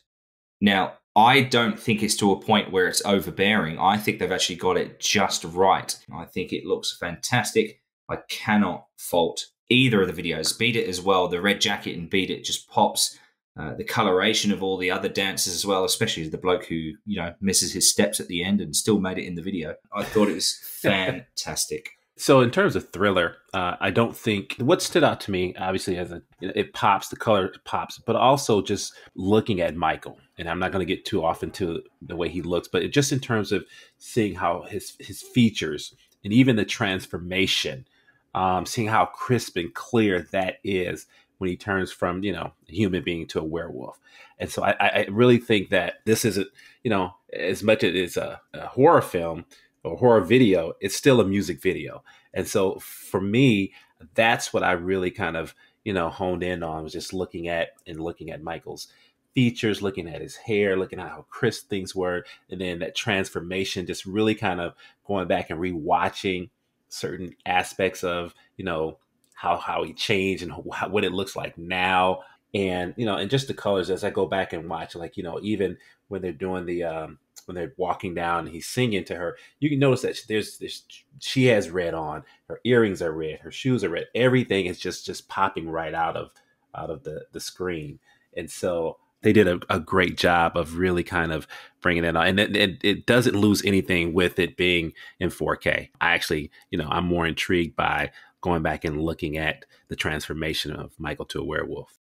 So I don't know what the actual intention of the original film was. If we saw it the way we saw it because that was the best presentation that it could be given in with the qualities that were available at the time, or if they could have presented it the way we see it now back in 1983, would they have done that? For me, I don't think it's to anything. I think it's beautiful. I'm definitely not looking at it with a critical eye as far as creative choices, because I just don't know enough about the field and the way it looks, if it's right or wrong, too much of this or not enough of that. To me, I looked at it and I just thought it was perfect. So I enjoyed seeing details that I'd never seen before. Whether or not we were supposed to see those details, or if, whether or not like I said, whether or not they would have shown us those details in the original if the quality at the time allowed for that. Who knows? We don't know, but we didn't see them before and we do see them now. I enjoy that. And beyond that, I have no critical opinion of it. I just loved it. That's it. I agree. I think it looks fantastic. I'm just so used to seeing one version, and I was just wondering if anyone else noticed those kind of things as well. I'm like, oh, it looks amazing. You can see everything so clearly. I think it does look great. I think they've done an amazing job. But when I compared the two, I was like, wow, that original is so dark and you can barely see anything. And I know that did add to something when I used to watch it. So it's just a different way of experiencing it now. Overall, I think it's so much better. But I was just curious. Do you think it was an intentional creative choice to film it dark and to have it like that, and so that when it would come on the screen, it would be dark? Or do you think that as a consequence of filming zombie scenes and scenes running through the woods and those kind of things in the dark, that it just presented more saturated and dark in the original version? Like, do you have any idea about what was possible and the reasons and circumstances of that extreme darkness back then? Or do you think it's just an intentional choice? I think it's a combination of both. It's definitely had its limitations as far as exposure and things go. So this rescan of the original negative has allowed us to bring out things that probably were never seen or possibly intended to be seen. And definitely having it on VHS certainly, degrades the quality. It's really dark and oversaturated and things like that. I'd probably come back to American Werewolf in London, which was sort of the inspiration, created by the same team of people. And that film, remastered, still has a sort of dark, nice look to it. So I think intention-wise, it was originally intended of that era in the early 80s to be kind of dark and scary, and a lot of films looked a certain way back then. And now I feel like it's probably pushed it a little bit away from that to make it more clearer and more visible. And it's definitely lighter and brighter, but I think it's probably about right. I wouldn't say that's how it was intended, but I think it's the way the filmmakers now believe it should be and maybe would have done if they could have back then. They basically had some control, quite a lot of control, when they do what's called the color grading or the color timing, to say, how do we want it to look? What's the exposure? How dark, how bright, how much color, how blue is it, how red is it? They can control all those things, like Charlie was talking about when he does photos. So they obviously intended it to look a certain way, but it does then depend on what medium or format it's being delivered on. Is it going to be projected on film in a cinema? Is it going to be mastered down to a tape and put onto television in, NTSC or PAL or whatever? So yes, they certainly would have intended it to look a certain way. And I believe at that time, they probably thought it should be a little darker, and it maybe hides some of the things that wouldn't look good if it was too exposed. But now it's remastered and it's rescanned. A lot of those things that they maybe thought probably looks better darker, it actually looks pretty darn great. So it's like, actually, I have a feeling that in this new process, they probably sat there and decided, yeah, let's keep it like this. Let's make it a little bit brighter. Let's make it so you can see, doesn't that look amazing? So I think they've looked at it with new eyes. And if I had to say, I would say they've probably made it a little bit more not overexposed, but a little bit brighter and clearer than they were when they were sitting there doing the grading 40 years ago. Alrighty, as we wrap up this section on the 4K videos, I think we're all wanting more. So Billie Jean is allegedly on the way. So excluding Billie Jean, and now obviously we have Thriller and Beat It, what two Michael Jackson videos or short films would you like to see in 4K? Let's start with Shawn. Well, for me, it would have to be Smooth Criminal and Remember the Time. Good choices. Very good choices. Yeah. But as an asterisk, anything that you can do to, bring Can You Feel It to life, do it. Very good. All righty, Damien. So first I have a question. Do we have Smooth Criminal in as good a quality as it can be? What happened with the Moonwalker film? We kind of do on the actual Moonwalker HD Blu-ray. Can it be better than what's on there? Not the self-contained version, but it's pretty darn good. Yeah, so obviously Smooth Criminal for me is the natural contender with Thriller to be his most iconic video. You couldn't possibly have a conversation about 4K short films without Smooth Criminal being in that conversation. But I'm refusing to stick to two because I'm going to pick Black or White, and I'm going to pick Remember the Time, and I think Ghosts because Michael he actively said that he wanted to do something with the Ghosts film. I don't think he was happy that it kind of fell into a black hole and disappeared, and the world never really got to see it or experience it the way he wanted them to. So Ghosts would be the other one for me. And the estate has alluded to 3D of Ghosts and whatever else. So there's clearly been conversations, or they know the possibilities with that one. They clearly have access to the tapes for it if they're talking about doing it in 3D. So Ghost is something that I think was important to Michael. So if it was important to him, then it's important to me. Very good. Good choices. I would struggle to pick two, and that's why I asked the question.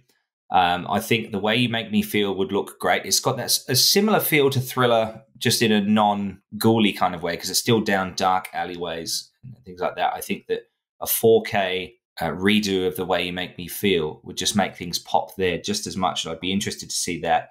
I think Bad being put in 4K would be amazing. And what we said earlier about it, people not skipping through the video and seeing a dance number as well in 4K, it just grabs their attention. Black or White was also going to be one of my choices, Damien. So it's a very, very good choice. So I am going to go with Bad, and then I'm going to echo what Damien said with Smooth Criminal. And now, the film director himself, I really want to hear your thoughts on this. How can you pick just two Michael Jackson or Jackson's short films or videos? I can actually narrow down to just one, and that would be the Torture video. My God. I'm just kidding. The only thing you could have said worse than that would have been you want to see Cry in HD. Okay, I'm just kidding. No, seriously though. For me, it's a bit of a no-brainer. For me, I would pick Captain EO, number one, because it's just amazing. Yeah, good luck. John Branca's flushed that down the toilet. Flushed. Gone. Goodbye. See you later. Well, if it was, if I had a choice, I would say definitely Captain EO. Not only because it has been shot in such a great way on film, etc., but also because it's not really widely available in high quality. So that would probably be my number one. And then I would agree Ghosts in full 4K resolution, remastered, put into widescreen would probably be the other one. And you'd get more bang for your buck if you got those two, I think. But I'm a huge fan of the Bad album, so pretty much every video off the Bad album I would love to see in the highest quality possible. So that's what I reckon. And I just want to add that I don't want to hurt the feelings of any of Michael's other short films by only picking a few because they're all so fucking good. Yeah. Picking is not fair when it comes to Michael's songs and videos. It's just not fair. And so I want to just send my love to all of the other videos that didn't get mentioned because they're so fucking good. He didn't miss on videos until the Invincible era. He didn't miss. It's hard to leave out Stranger in Moscow. Yeah. It's hard to leave that one out. It's hard for me to omit They Don't Care About Us. So it's just... It's hard. It's definitely hard. So I agree. There is one that we do have in 4K, which we really didn't need and didn't want the official lyric video to want to be starting something. I mean, you can remove that if you want. I'm not a big fan of that. Anyway. And by the way, just to explain to any listener who's listening and doesn't understand why I said John Branca had flushed Captain EO down the toilet, his first 2 TikToks that he made, he actively went out and picked a fight with Disney. It was in relation to the Chris Brown Thriller 40 tribute performance that was cancelled. But he came out aggressively and basically made sure that the world knew that ABC and Disney are no friend of John Branca. And as the executor of the estate, I'm pretty sure that's one of those bad relationships that I alluded to earlier, where the estate just can't seem to put beef aside and work with people and put Michael number one. He obviously has something going on with Disney, and Captain EO is a Disney-owned thing. So that's probably something we will never see anything special done with until the current administration of the estate is no longer. It's just the reality of it. Could also explain why Michael's episode of The Simpsons is not shown on Disney Plus anymore. But, and they're sort of standing fast with that. But anyway, excellent thoughts, excellent analysis of the videos. Thank you all very much for that. Now, next up in our discussion on this episode, the Thriller 40 documentary. Now, Paul, Damien, and myself all watched this together in Sydney. Shawn, it's my understanding that you haven't had a chance to see this documentary yet. So that's correct. I understand that you will as soon as you can. Absolutely. So it'll be interesting. Well, hopefully we don't ruin it for you and give away the game with what's in there. Well, there's been a couple clips that's made its way onto Twitter. Yeah, and I want to say I'm a bit disappointed by that as much as we want to get it out there for as many people to see, I'm a little bit disappointed by the people that have decided to bootleg it. Upon arrival at the theatre in Sydney, we had our phones taken from us, and it was explicitly said at the start of the showing that this is still a work in progress and that they specifically didn't want people to record it and put it out there, and anyone who was found to be doing so would be asked to leave. So the bootlegging recording is disappointing. I understand that bootlegging has happened many times over the years. My favourite DJ admits to bootlegging a Michael Jackson gig in Leeds back in the Bad Tour.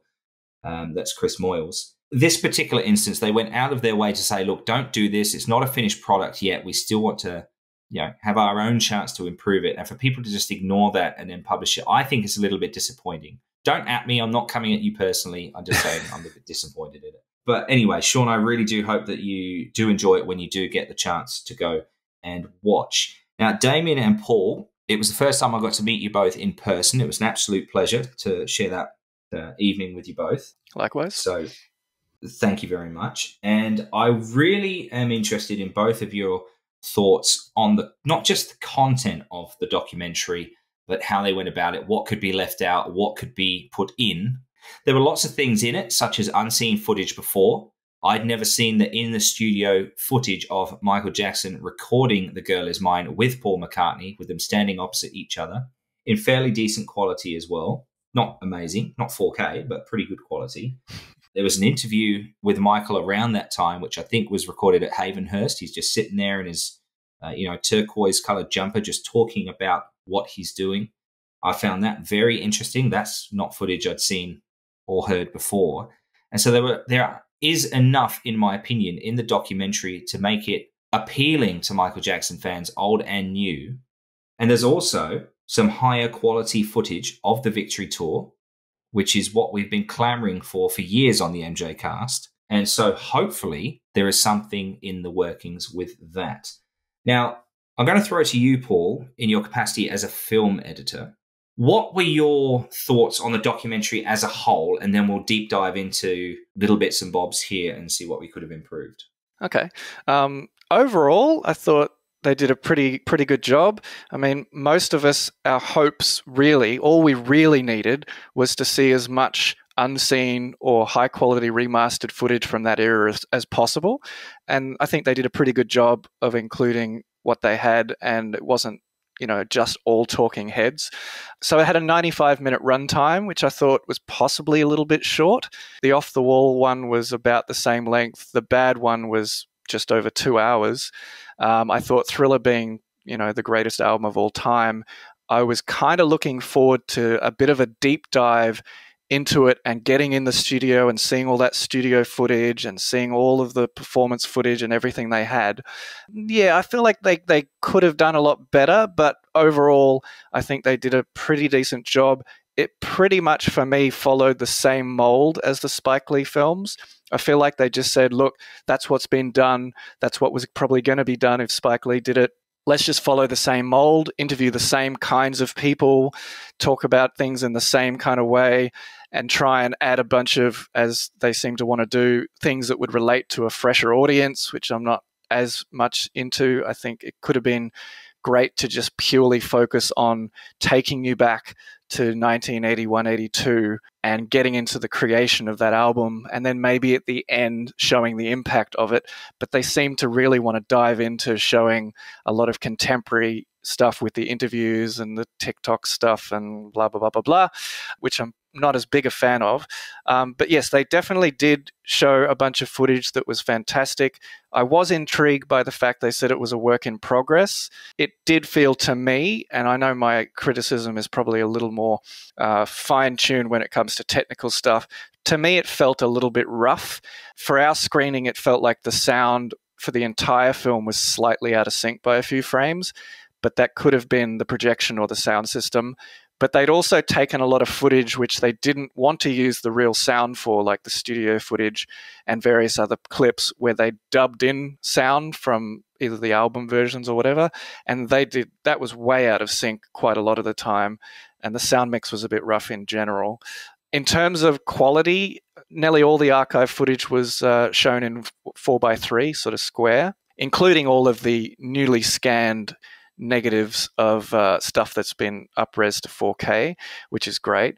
That studio footage you're talking about, I wasn't a big fan of the quality. It was actually had some interlacing issues, which for technical people just means, the amount of fields in each frame, there's horizontal lines, so it looks almost a little bit jagged at times. It just means they either haven't scanned it properly or haven't put it into the same format that they're working in, and there's a way to do that which avoids those lines. It looks like it came off an old Betacam tape or a 1-inch reel, so it had tracking lines and a few little glitches in it. And then there was a mixed bag as far as archive footage. Some of it was fairly good quality stuff of Grammys and stuff of videotape of that era, news archives. And then some of it was not that great quality. They zoomed in on it, or it didn't quite hold up. But for me, the best stuff was obviously all the high quality archive stuff. All that extended making of Thriller stuff, which I believe the full extended making of Thriller's been remastered, and almost everything they used of the making of Thriller was stuff that's not in the original, including that stuff you're talking about, the interview where he's in the green sweater. We've heard the audio of that in the making of Thriller for years and years, when he's talking about Fred Astaire calling him after Billie Jean, Motown 25, all of that, and talking about Can You Feel It? We've heard the audio of that. So now we're finally seeing the video that goes along with a lot of those interviews and sound bites, which is great. There was a few laughs in there as well, wasn't there? There's a few little lighter moments which were quite interesting. For example, you just mentioned Motown 25. There was Stephen Ivory talking about that, and the phrase that got the biggest laugh is Michael knocked it the fuck out. And also when Michael says, they obviously edited out for the G-rated making of Thriller, he said Fred Astaire called him, and they've edited out the part which is shown in this where he says that Fred Astaire said, you really put the audience on their asses or whatever, which he didn't want to say, and they obviously cut that out. So it was kind of see a little more candid version of that interview. It was really good. He spelled it out. Yeah. He called me and he told me, you really put them on their ASS. Yeah. Yeah. So I think one of the... And smacked his butt when he did it. Smacked his booty. Like, so funny. I think one of the highlights definitely is the Victory Tour footage. Like, we got sort of almost half songs here and there, and definitely lots of little highlight clips. And it did make me just feel like I wish I was sitting in the cinema watching the entire Victory Tour, from a 35mm high def scan in 4K or whatever, because they obviously have it. And that was one of the absolute highlights. I just thought, this is amazing. They also had all these outtakes, which they did in Bad 25. You may recall, we were just talking about remastering the videos. You might recall in Bad 25, all of the newly scanned outtakes on the set of The Way You Make Me Feel or Bad were much superior quality to the actual video clips that they were showing highlights from. And it's similar here, particularly with some of the stuff. They've got it all in high definition, outtakes from Thriller, outtakes from Beat It. Obviously, the Thriller and Beat It videos are included as well. So, yeah, I just loved all of that high definition footage. And I know I'm sort of going on a bit, but to me, overall, that was the glory and the highlights of this film, was getting to see all that footage presented in amazing quality. I like the fact that they touched on how they went about making Thriller relevant. Some of that I hadn't heard before, like, using the fact that Paul McCartney is a very notable white musician who'd had great success with the Beatles and then as a solo artist, latching onto him to use him, if you like, to have Michael as a black artist cross over into the white community and to grow the album sales that way. I found that part of it really, really interesting. And that's what I wanted to also ask Shawn about as well. And I'm aware, obviously, you haven't seen the documentary yet. When Thriller came out, was it notable, for example, that Michael was using prominent white figures to try and cross over? The other one they touched on was going to the White House and meeting Ronald Reagan. You have to remember, earlier in 81 or 82, Paul McCartney had did a duet with Stevie Wonder, Ebony and Ivory. So it wasn't too far-fetched at the time.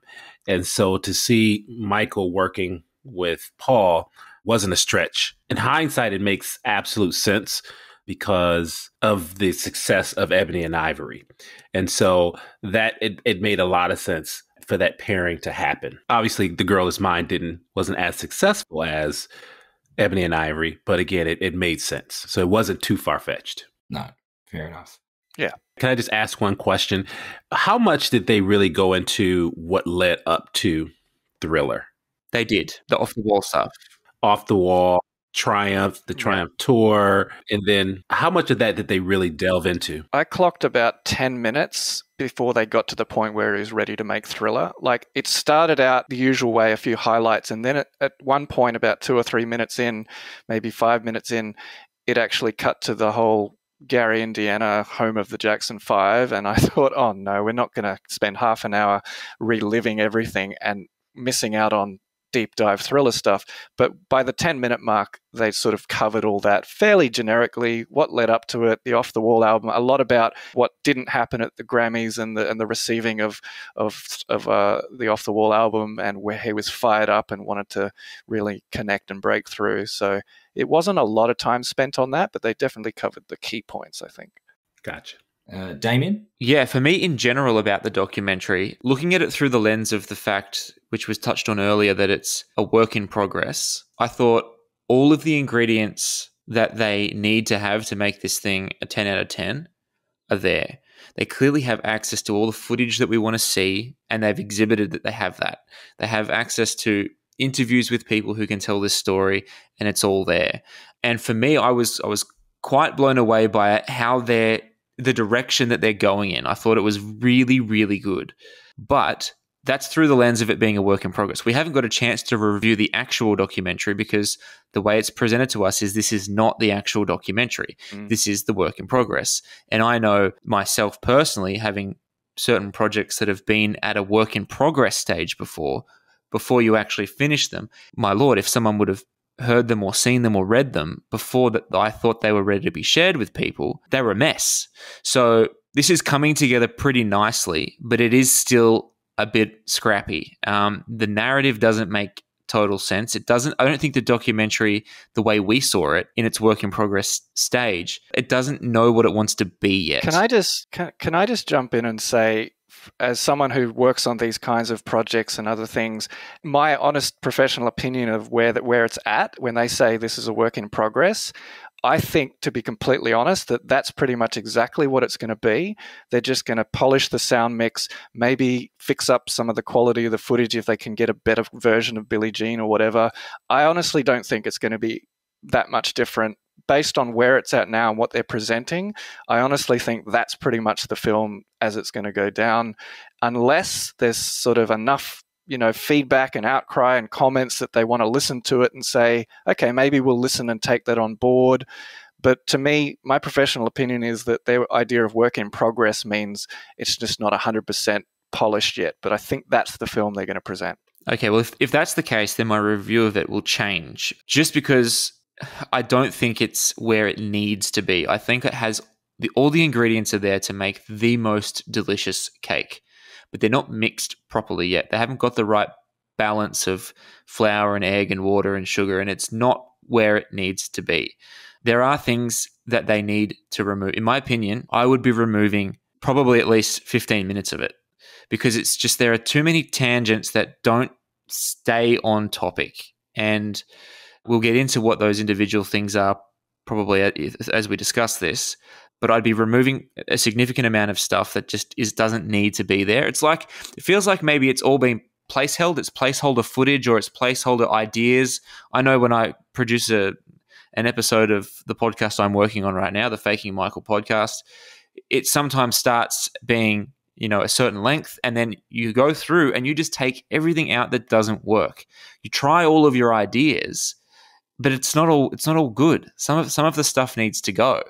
And that's how I feel when I watch this. And if it's truly a work in progress and a less work in progress than Paul is believing it's going to be. I'm optimistic. I would love if it's actually, no, they're going to do a lot more and maybe add a lot more. Yeah. But I would say prepare for the worst case scenario that that's pretty much the film and they're probably not going to change it. Yeah. Based on the level of where they're at, they've done a lot of split screen work. They've got different things going on. And it feels to me like it's at a level that's fairly polished. It's just a bit rough and not fully mastered yet. So I'd love it if they do more with it and make it better. But I've got a feeling that it's going to be pretty much that, unless there's something that everyone completely goes crazy and says, you've got to take that out. And I know Damien will get to that. Then maybe they'll listen to that. But yeah, I'd love to be optimistic. But yeah, I feel like that's probably the film. I think also it's not just taking things out. It's also there's some things that need to be added in that aren't there. Absolutely. And again, like if it's a work in progress, and it could even be, and this is probably me wishful thinking or, just being naive, and I'm not naive, but I'm being intentionally naive just to try and justify why this is the way it is. But there are some songs that don't even get mentioned. Like I don't think they mention PYT or Lady in My Life at all in the whole thing. And I think there was like 10 seconds of PYT playing in the background of like a news voiceover about the Victory Tour. And that was the only time I even heard that song mentioned. So for me, it's like, is it missing? Have they forgotten to include it? Have they made a conscious choice to not include it? If that's true, then why did they bother to mention by name Baby Be Mine and talk about some of the sounds that are on the track? Like if they're going to do track by track, then you kind of got to do all the tracks. And it starts out as kind of track by track, or it feels like it's going that direction. Then it shifts into a analysis of the 3 short films in the Motown 25 performance. Then it shifts into like this chronological telling of the Grammys and the Pepsi Burn and the tour, but it's out of order. It's not in chronological order, so it doesn't make sense. I think they've made a conscious decision not to do track by track like the Spike Lee ones did. And I think... But it starts out feeling like it's going to be. But I think that's the reason why they don't mention... I think the reason why they don't mention all those tracks is because they're only using the best of what people have said. And I'm guessing nobody talked about those tracks, or they have nothing much to say or use, unless the director was specifically saying, we've got to talk about every track and come up with stuff. I'm guessing they're just using the material they have, and nobody really talked about anything on those tracks of interest. If that's the case, then that's the director's fault, because the director is the one that needs to come in with a mission and say, these are the topics we need to discuss to complete this picture. And we need to ask these questions which lead people to talk. We can't just rely on someone to start bringing topics up. Which is what Spike Lee did. Yeah. Spike Lee specifically said, I want to do a track by track, and made sure he asked about all those tracks with the right people. So they either didn't do that here, or maybe whatever people said, no one had anything as strong to say about those tracks. So they just haven't included briefly touch on Lady in My Life, but I think it was in the context of, the first single was The Girl Is Mine by Paul McCartney, which we used to cross over to white audiences, and then you go from that to The Lady in My Life, which is Michael on his own, and is a similar kind of song. That was the only time that they mentioned it. I don't recall. Yeah, it's so fleeting. I don't recall any sort of deep dive or mention of human nature, which I mentioned. There's so many examples of Steve Porcaro talking about how that song came to be, and how his daughter had a bad day at school, and this boy had pushed her over, and she came home asking why. Yeah, he's not even interviewed. Mentioned on there. They had Matt Forger They had Matt Forger as well, but he didn't really dive into. He has great stories about recording, Eddie Van Halen's guitar solo, and they didn't really dive into that in ways that I've heard done so much better in interviews he's done. And Steve Porcaro is not even in it. Yeah. And how can you not have anything good to say about Lady in My Life? I just that's baffling to me. But there's some excellent footage of Quincy talking about it, about how the song evolved and how it's like we were working on it and it was okay and we knew what direction we were taking it, but Michael wasn't giving it, and so it was the instructions to go back in and the begging. And Quincy talks about like there's contemporaneous footage from the time where these people are actually talking about these songs, and it's like some stuff is missing. And that's what I was saying, like this documentary doesn't know what it wants to be.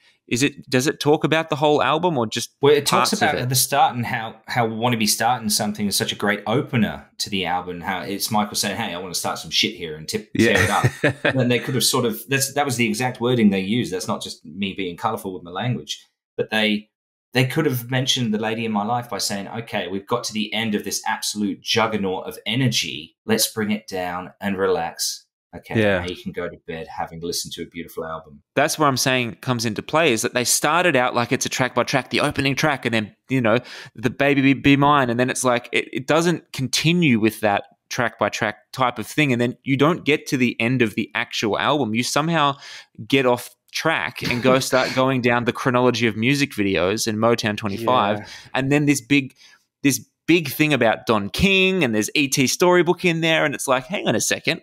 Like, we're spending time on Don King and E.T. Storybook, but we're not mentioning PYT. Like, how does this make sense? And there's some incredible – they used really well stylistically where they didn't have great video footage of something, but they had audio for it. They used a really good technique of playing the audio of someone telling a story with other footage on screen. And they have some incredible audio they have access to some incredible audio of James Ingram, who wrote PYT, talking about the recording session with Michael Jackson on that song. And for me, it's just remiss to not explore the songs on the album, especially the 7 that were top 10 hits, to kind of not even mention them. And therefore not even mention one of the writers on the album. Like there's missing pieces of the puzzle, and then we have, of course, the pieces of the puzzle that aren't a part of the picture of Thriller at all, that are all just thrown in there, which are these random stuff that just are the things that we'll all probably agree need to be taken out. It did feel like we were going to do the same mold as the Spike Lee ones at the beginning with the track by track, and then we were getting into like taking you there into the studio for making Thriller the album, and then all of a sudden they jump to the CEO of TikTok and go on this whole random thing about how everyone's doing the TikTok thing, which felt so out of place. And if you were going to use it at all, I know most people want it deleted, but if it was going to be there at all, it's the sort of thing you might put at the end to say, and look what this amazing album has gone on to do and how it affects generations to come and all of that. But there is that. The other issue is why it's not as balanced track by track kind of thing is there's obviously an issue with, having interviews from people who are no longer with us, like Bruce Swedien. Bruce Swedien's no longer with us. Quincy Jones, we haven't got interviews. We're going to get current ones of him, so they're sort of half using archive stuff, but they're probably a bit reluctant to do so. So there's a lot of important ones. and Rod Temperton's no longer with us. So we have all that audio from the 2001 special edition that they could obviously incorporate, but there just seems to be a bit of an imbalance as far as it. Okay, I put it this way: it feels to me like the focus of this documentary is not let's do a deep dive track by track, explore the art, the creation of the album. It's more about let's just talk about how amazing, iconic this Thriller album was and how it's the best thing that Michael ever did for the world and how it's reaching generations of people now and it's still iconic. They're more focusing on that broader audience kind of thing for the documentary rather than just making it purely about the art and the creation of the album and every single song. And they're just using the pieces that they have, the interviews that they have, some weird choices for interview subjects and people who are, having their opinions. They interview a lot of people who have just heard the Thriller album, which is nice, but not as much people who are actually part of it or have something to say about the actual artistic creation of it. So it's very imbalanced overall. And like Damien said, you'd hope that this work in progress banner that it's under means maybe they'll refine that a little better. It's a little all over the place. But again, the amount of great stuff in there, like you said, all the ingredients, is sort of enough to appreciate as a fan. But it would be a little better if they kind of tightened it up and structured it a little better. But just to talk more on the point of like the creation of the album, of course, we kind of want to know the origins of the songs and how they evolved. Like they did touch on some stuff, like they touched on the Mama Sa Mama Kusa, but they didn't say enough where it comes from. Exactly. Michael and Quincy had a conversation about Quincy saying, well, you know that comes from Manu Dibango's Sol Makossa. And Michael's like, of course I know where it comes from. That's why it's there and I have to have it. And he's saying, well, okay, as long as you know where it comes from. He's like, yes, of course. Well, we have to go with it. And like, that's not touched on at all. It's just the session singers going, what does it mean? And Michael's saying, oh, I don't know, it doesn't mean anything, just sing it. Like there's so much more to explore, like to show that Michael knew the origins of his art. He studied art. He was a student of everything that had come before him, and he wanted to pioneer a new path that was going to be ahead of him. And he knew exactly how to take those. He was sampling before sampling. This is before the major hip hop revolution, and he's sampling through his own mouth things from a decade earlier that come from Africa and that come from all different places and bringing them to the mainstream. And I don't think that was appreciated as much as it could have been. But to the point of the creative process of the album, which is they haven't talked about all the songs. We know that, but we have this scene where Carousel is in there. And it's on-screen text with like, this is an outtake, blah, blah, blah, blah.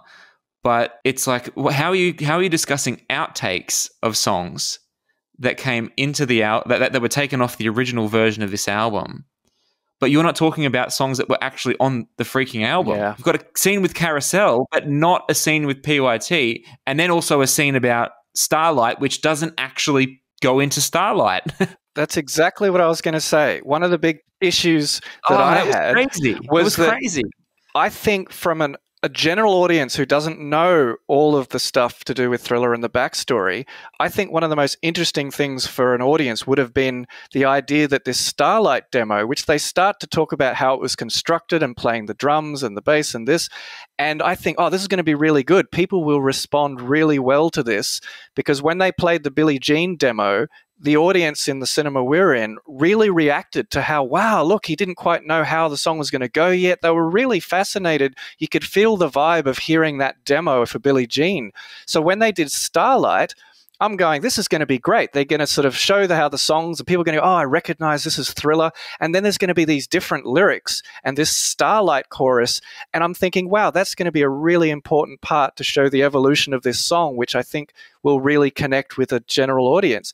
But they alluded to it, and then they just never sort of showed Starlight. They just showed Thriller. And I think that was a huge miss that I would say is one of my big notes, that you've got to have a little bit of that in there. It's such a great story. So you're saying that this pales in comparison to the Off the Wall and Bad documentaries? I think it has a way to go to get to that. It looks like they're in the same mold, and they're doing it. You could almost believe that it's the same director. Almost, you'd sort of go, it looks like it's the same kind of thing, but I don't think it quite gets there, in my opinion. Yeah, I think the ingredients to make that type of thing are there, but they're not mixed properly, like I said. And I don't necessarily think that the Bad and Off the Wall documentaries hit the nail on the head either, in many ways. But I think this one has the potential to be better than them, but at this exact moment in time, with the version that we saw, it's not better, and it should be. Yeah, it's the best subject matter. It's the biggest era. Yeah. The one other little quick thing I just want to throw in that bothered me a bit. They did a bit on Motown 25, and I'm thinking, I love the Jackson section of Motown 25, and I obviously love Billie Jean, but they didn't use any of the Jacksons. They just sort of said he appeared with his brothers, and then there was like 3 seconds of him finishing I'll Be There, and that was it. And I thought they really should have shown at least a tiny bit of him performing with his brothers that led to Billie Jean to set the scene. And I guess as much as I'm really happy there's a lot of amazing high definition rescan negative archival footage, the one sort of glaring absence to me was the rehearsal of Billie Jean from Motown 25, which they said they were saving, and they didn't allow them to include it on the Motown 25 deluxe multiple disc sets. That's the only footage, is Michael's rehearsal, that wasn't allowed to be used. And I heard that they were saving it for something that they wanted to do with it. And I thought this would be the perfect time to showcase that footage, which we know they have, and it wasn't there. So I was a bit disappointed that we didn't see that. That was the one archival footage I was sort of hoping for. And you know what else wasn't there? Michael's brothers. Yeah. Who, by the way, were often at Havenhurst working on demos for this stuff with him. Like, you talk about creative process and origins and genesis of songs. Well, what about the people that were there in the studio as these things came to life? Like, not the people who, you know, like you said, received the album on a vinyl and are talking about how they feel about it. What about the people who were there in the room as these things were born? That is such a good point, because just recently I was listening again to the Christmas episode last year, and Taj Jackson said something really caught my attention, which was that everyone seems to focus on Michael as the solo artist, but they need to remember that there was a journey involved. He didn't just one day appear as Michael Jackson. He was with his brothers before. So the fact that the brothers weren't included in this documentary is a really good point to make. And I want to get one point in there about that. I believe Randy is credited on the album, and definitely Janet is credited on PYT. So that's a great point. Michael and Randy especially were collaborating quite a bit, more so probably on Off the Wall. But I agree with that point. There needs to be more. And I'm a huge fan of all of the brothers. And so, it's a shame that they're not included and given the credit that they deserve. It's also worth pointing out that there is some great Victory Tour footage that does showcase all the brothers. However, as most people know, Jackie was not there for most of the Victory Tour because he was injured. Until the final shows, he kind of appeared during the last few songs. But most of the footage of the versions they actually shot on film. Unfortunately, Jackie's not in it. So you get 5 of the brothers, but not all 6.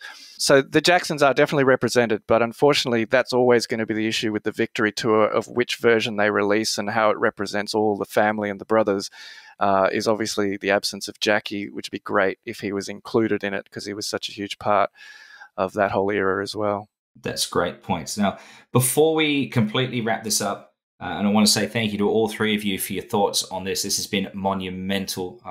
So happy to have had this discussion with all of you. I want to ask one final question about the documentary to Shawn. Now, I understand that you haven't seen it, but that's why I want to ask you this. Given what you've heard today, and given what you know about the era, what are your expectations of what you're going to see, and what would you like to see in the Thriller 40 documentary when you finally get to see it? Just from listening to you guys, it's obviously, it sounds like it's kind of hodgepodge, a little bit all over the place, as you guys have mentioned. I guess for me, what I want to see is I want to see the build up to Thriller. So I think that time between 80 and 82, when he finally released it, I think we could kind of see.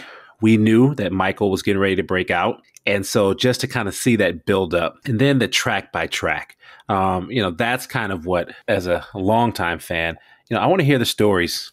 Even though some of them I've heard, the Mama Say, Mama Sa, Mama Makusa, I know the story behind it, but I still want to hear it in the documentary.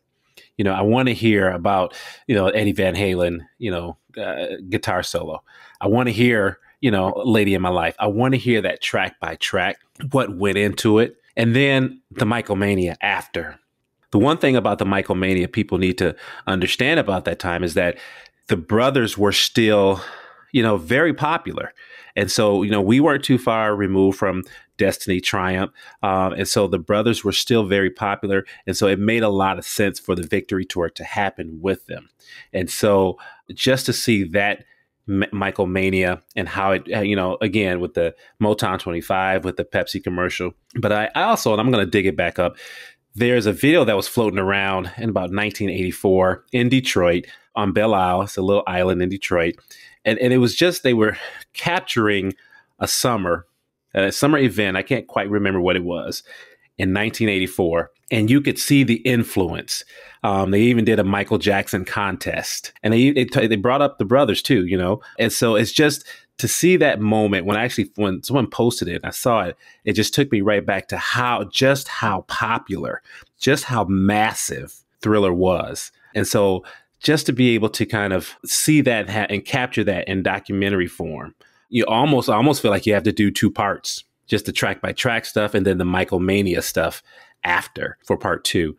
So that's kind of what, if they called me and said, hey, we want you to script this for us, that's how I would script it.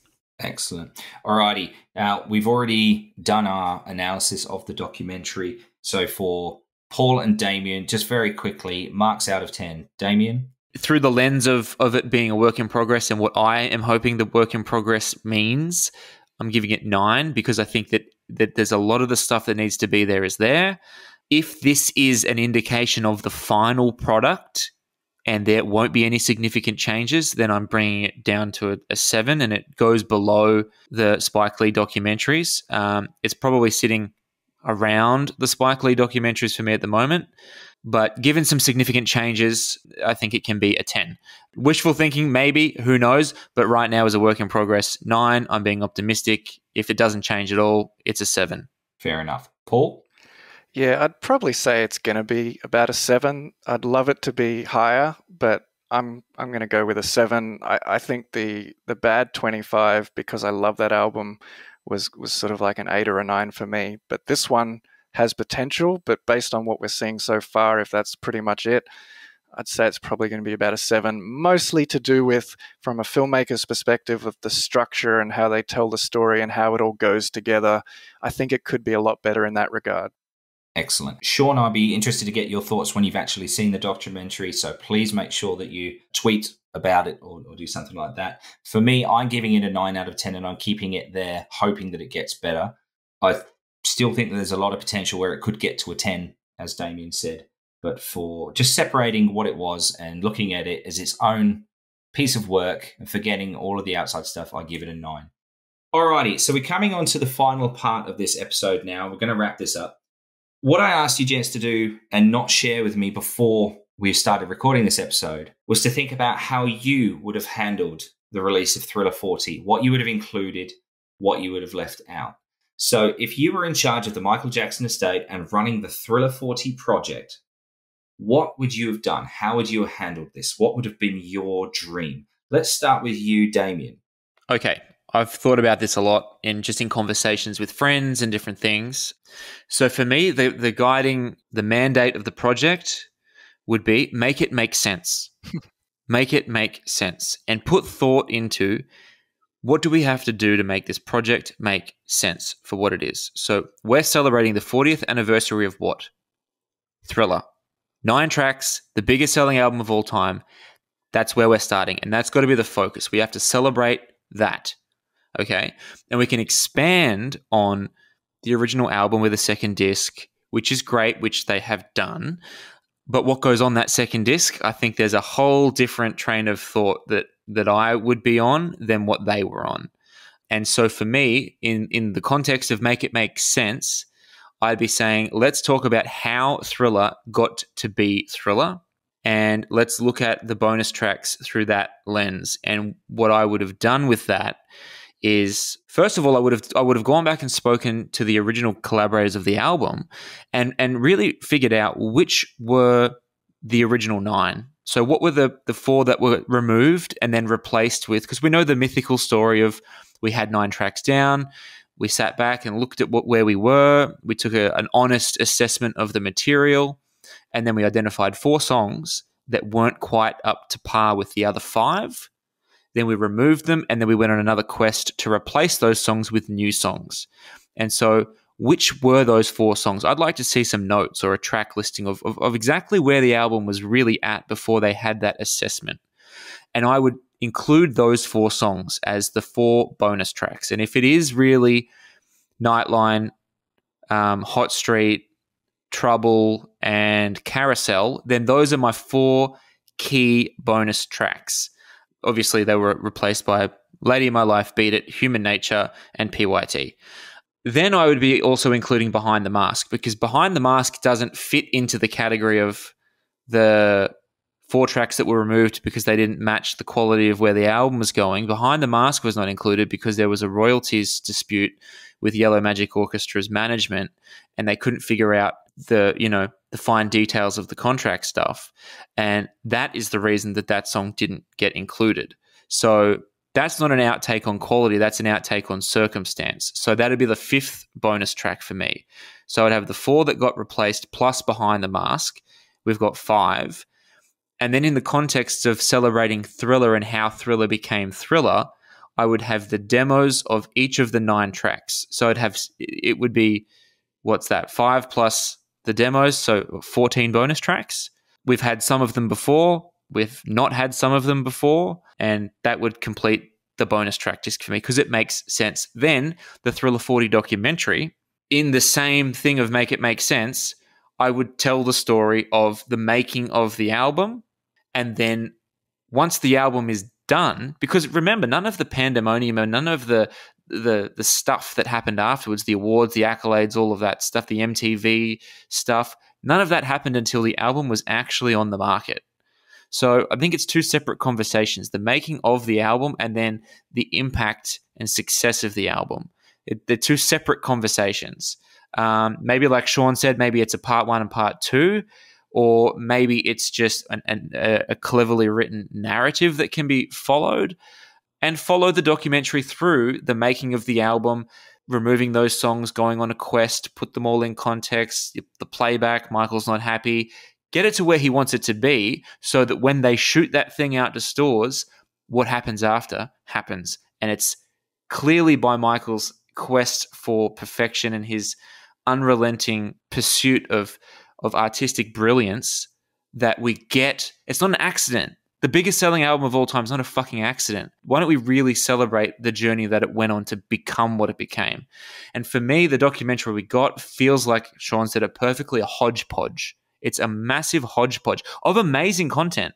Like the interviews with Michael at Havenhurst in the blue shirt. When fans see and hear that, they're going to flip. That's amazing. The Victory Tour footage, amazing. But in the context of the biggest album ever and creating a product that is timeless, that can go out to the public and be picked up in 10 years and still be as relevant in 10 years as it is today when it's being released. We don't talk about TikTok. Times are going to change. That's going to become irrelevant so quickly, and the statistics that they put up on the screen are going to become outdated and irrelevant so quickly. They shouldn't put it in there because it appeals today, because it won't appeal tomorrow. The comparisons with artists, like we talked about not having PYT in the documentary that we got. We have Dynamite by BTS. How do we get a BTS song in a Thriller documentary celebrating the 40th anniversary of the biggest album ever, but not one of the songs from the fucking album? So just make it make sense. Make everything make sense. Only talk about what Michael did. And also, P.S., the album, the deluxe album, it needed a book. That would have made me buy it. If there was a 50-page book, then I would have bought the album. The album didn't have anything that gave me any value that I couldn't get on streaming, so I didn't buy it. So that's it. Alrighty. I think that my dreams for Thriller would be to not, if it ain't broke, don't fix it. Okay, we have to have some tracks that were not included on the album. That's a necessity to try and give even more of a picture of what was going on at the time. I certainly like the idea of a 2-part documentary. Part 1, the making of Thriller, the music, because there's already a making of Thriller music video or short film. But I think a making of the album, there's clearly some in-studio footage with Paul McCartney and Michael Jackson. I wonder if there is also for Billie Jean, Beat It, some of these, maybe the Eddie Van Halen sessions as well. Who knows? Hopefully they do have something like that in the vault. I'd have put something like that out as a part 1. And then, like you say, the cause and effect, the cultural significance, the awards in its own documentary as part 2. I would have also, how Charlie Thompson feels about all the history tour footage and how he wants to encase, burn it, put the ashes, encase them in concrete, stick them in the bottom of the ocean. I feel like that about the Kanye West version of Billie Jean and the Fergie version of Beat It. A lot of those 2008 remixes, you know what, don't even send them to the bottom of the sea because deep sea submarines are a thing now. Launch them into space, point them at the sun, and let the sun do the rest. That's how I feel about it. To me, Thriller is the greatest album of all time. Focus on that. I think I would like to throw to Shawn next. So I'm going to give credit to my buddy. He's on Instagram, record_playa, PLAYA. His name is Jason. And so he and I we talk all the time. And we talked last night. He posted something about what his dream Thriller set would be. So I told him I would steal some of this. So I'm giving him credit. Again, we talked a little earlier about, people of a certain generation, we want to have something physical. We want something tangible in our hands. So I think, Damien, you were talking about a book. So I like that whole other idea of having a book that goes along with it. A 2 LP box set. So give us a repress of the original LP. Give us some of the epic promotional material as well. The whole idea of the documentary being part 1, part 2. And we need to take it away from the 40th anniversary, the 45th anniversary. Let's get to the deluxe edition. Give us different elements of the album. So the Victory Tour. Give us a high quality DVD of the Victory Tour or a feature film on the Victory Tour. I think they are wasn't CNN producing a documentary on the Victory Tour? That's what we heard. Yes. So, something along those lines. Give us a restored version of the making of Thriller. You guys talked earlier about the making of Motown, the Motown 25 rehearsals. Give us that. So make it a true deluxe version, but give it to us in sections, give it to us in pieces. So that way we're not overwhelmed. And that way you can do like the Prince estate or other decent estates where they truly honor and they give you quality material when they release albums. Great thoughts, Shawn. Thank you very much. Now, the final word, Paul Black. Alrighty. I would say that for me, loving the physical product, I would follow in the path of the Prince estate. I would have loved if there was an elaborate box set package, probably vinyl size, with a big photo booklet or something in there, and then everything that is out there or available in the vaults include everything. So what I would ultimately love, if it was a perfect world, I would love it if the rights to all of this stuff was sort of reclaimed by, say, the Jackson family, and they were able to actually release their version to celebrate this album, which obviously the Jacksons were a huge part of in that era and the Victory Tour, so maybe it would be okay to include a lot of that sort of stuff if it was more of a family release, if they were the estate, so to speak. So I would love an elaborate box set package, but I would also make individual elements for sale. So there's a number of things that could easily go on a Blu-ray, the same way they do with the Prince releases, and various different CDs and whatnot you can include in this package. And people who can afford that deluxe box set, it'd be great if that existed. And then anyone who just wants to say, I'll just purchase the Victory Tour stuff or the Making of Thriller Blu-ray part of it, or just the bonus disc, the version that has that. So for me, it'd be an all-encompassing thing. And I would love it if it include, as Damien said, all the full-length demos from Thriller, because you may or not be aware that when they've tacked on the Billie Jean demo in this release, it's still half of the demo. It's not the full-length sort of version. The PYT demo is the alternate version of the song. It's not the album version, so we don't have the demo of that. And obviously, I think Human Nature, Baby Be Mine, Girl Is Mine demos could be on there as well. Lady in My Life, full or extended demo. I would love all the demos. I would love instrumental versions of the songs. I would love a cappellas of the songs. Interestingly, talking about demos, people talked about the famous thing where they weren't happy with the album and they said, this does not sound right.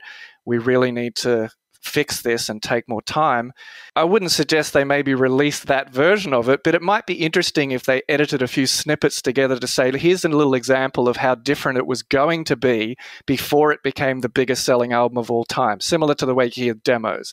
It would be interesting to see, well, what was it? Was it the mix? Was it certain things? Damien mentioned the track listing, things like that. And I just would love to have, more than one disc with 10 tracks on it. It'd be great to have all of the different outtakes that we know exist for that album that are of that era. And if you wanted to extend it further, as the Victory Tour is part of the whole thing, and that's 84, there's a lot of tracks he recorded around that era, a lot of duets that probably have different record companies and issues. But, you know, you got Say, Say, Say and The Man with Paul McCartney.